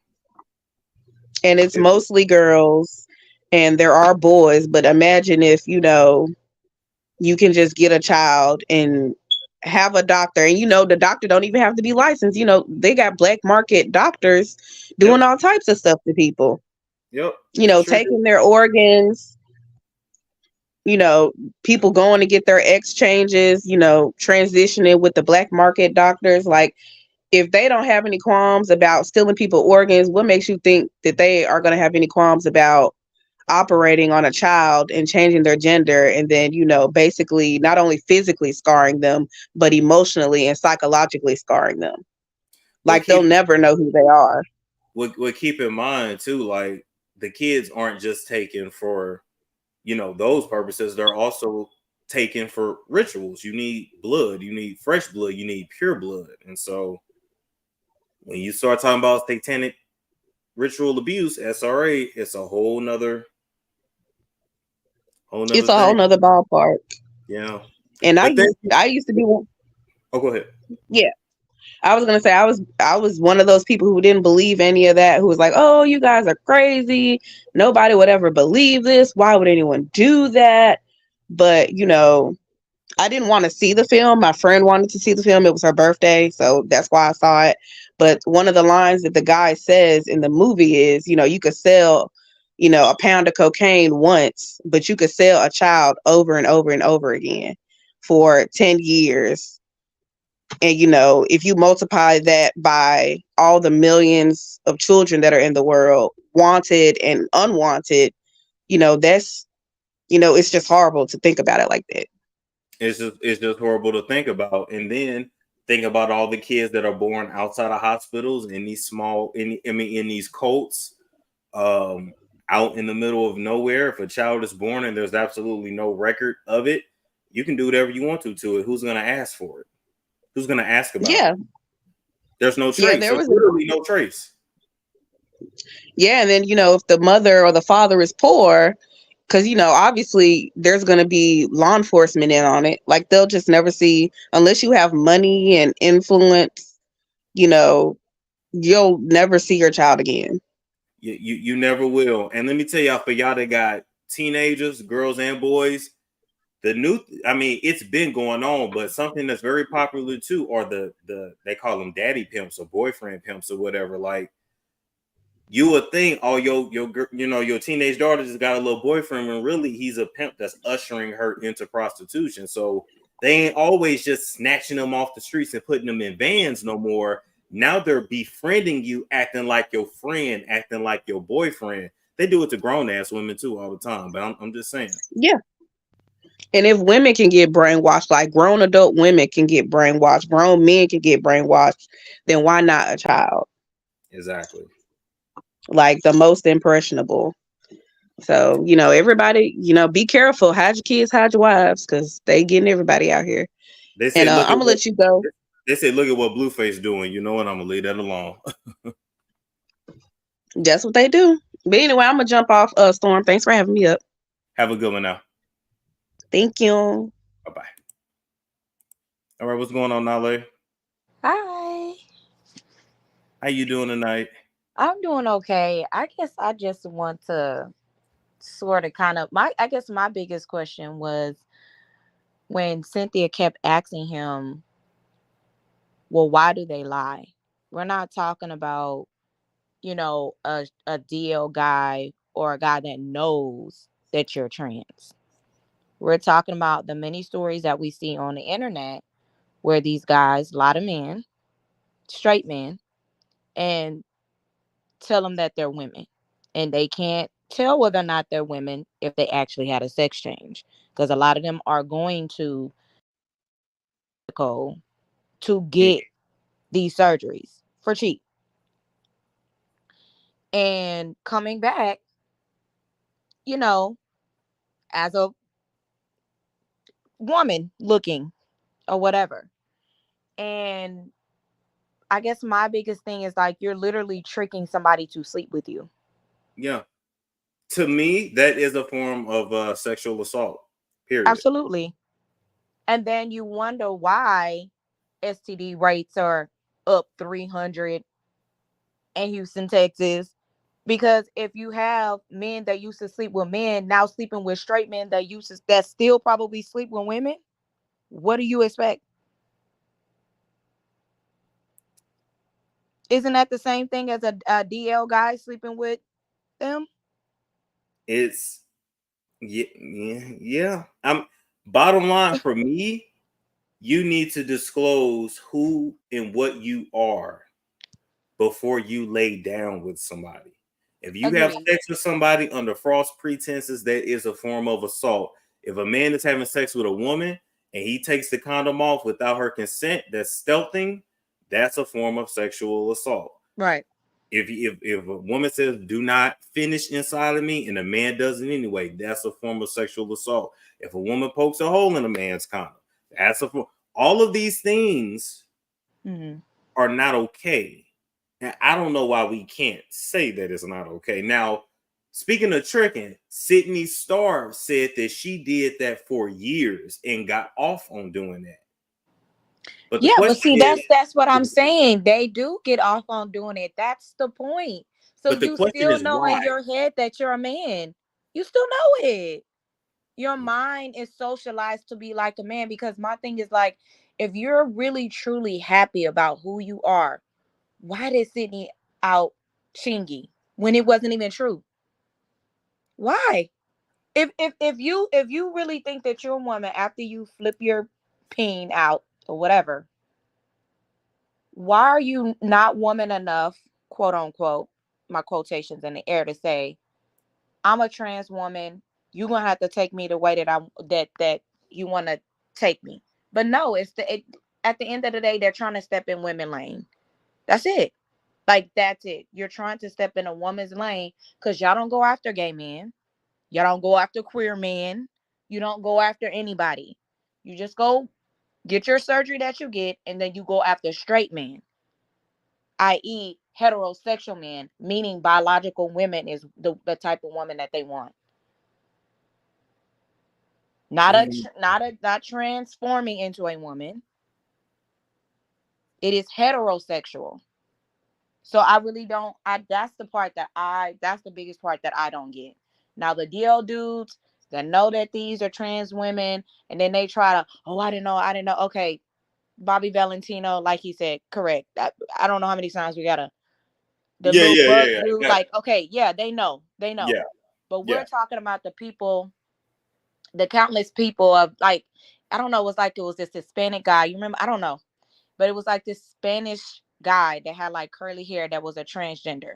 And he literally like basically outed all the rappers in Florida that he had slept with. I mean, it was multiple rappers. And I mean, from the hoodest of the hoodest rappers to like the bigger rappers also in Florida. He literally came on the internet and outed them all. Now, if you thought that you were a real woman, why did you need to out them? I don't have what's the answer? If you are a woman, there is nothing to out, period. Something out. Now, I did want to say this. Cookie said they're lobbying to change the birth certificate. You can change the gender on your birth certificate in a lot of states once you go through the change, whatever the requirements are. But yes, you can. But anytime you look at a birth certificate, if anything has ever been changed, you're gonna see what's called a reprint date. So whenever somebody, I guess men can use this too, if they say, I want to see your birth certificate, just look at it. It's gonna, anytime it's been reprinted, it has to legally be stamped on there somewhere, upper right hand corner, lower left hand corner, whatever. And just ask the person, why was your birth certificate reprinted? That's one trick you can know. The original, the one that your mama got, the first one, when your ass is born, that ain't gonna say reprint. right? It's just gonna be the original, and depending on your age, it's gonna be what? It's gonna be old. It's gonna be a little tattered. Mm-hmm. You ain't gonna be 35 with a pristine looking birth certificate. Facts. Facts. See, you have to use your common sense, right? Yeah, so anytime you update anything, just like I legally changed my name. So mine says original because it's original, but it also has a reprint date. Right. Because that's not the one my mama got from the East Side Health District when I was born. Right. So that's a quick way to, you got to pay attention to details, but that's a quick way to know. I mean, but when are we gonna call a spade a spade? There was even a guy that came out and said that he felt like he was 32 and he was like 50. He had a head full of gray hair and like basically said like, no, I feel like I feel 25. I don't feel 50. So now what are we gonna do? We're gonna go back and change the year of his birthday and say that he's 35 when he's like 50? He was, I believe he was asked. They said, so what happens when you update a license? Oh no, baby, your license, you don't need to look at a birth certificate. You ain't gonna be able to tell from the license. But no, you're right, because there was another dude that said he felt like he was 9 years old. Oh, please. I mean, and they but had do you get what I'm saying? Like, what now? What now? Trans age, trans something. They had a name for it. Yeah. Then you can go to, can somebody be transracial? You know what? Look now. All right. Your black behind have the audacity to go tell a white person that you white. Come on now. It ain't gonna work. I can go walk outside and say I'm white. I can go change my name to Bradley Smith. They still gonna see my black ass. Like, wait, what? Please, no. But that's what I'm saying. You like this whole, I feel. What? Like that.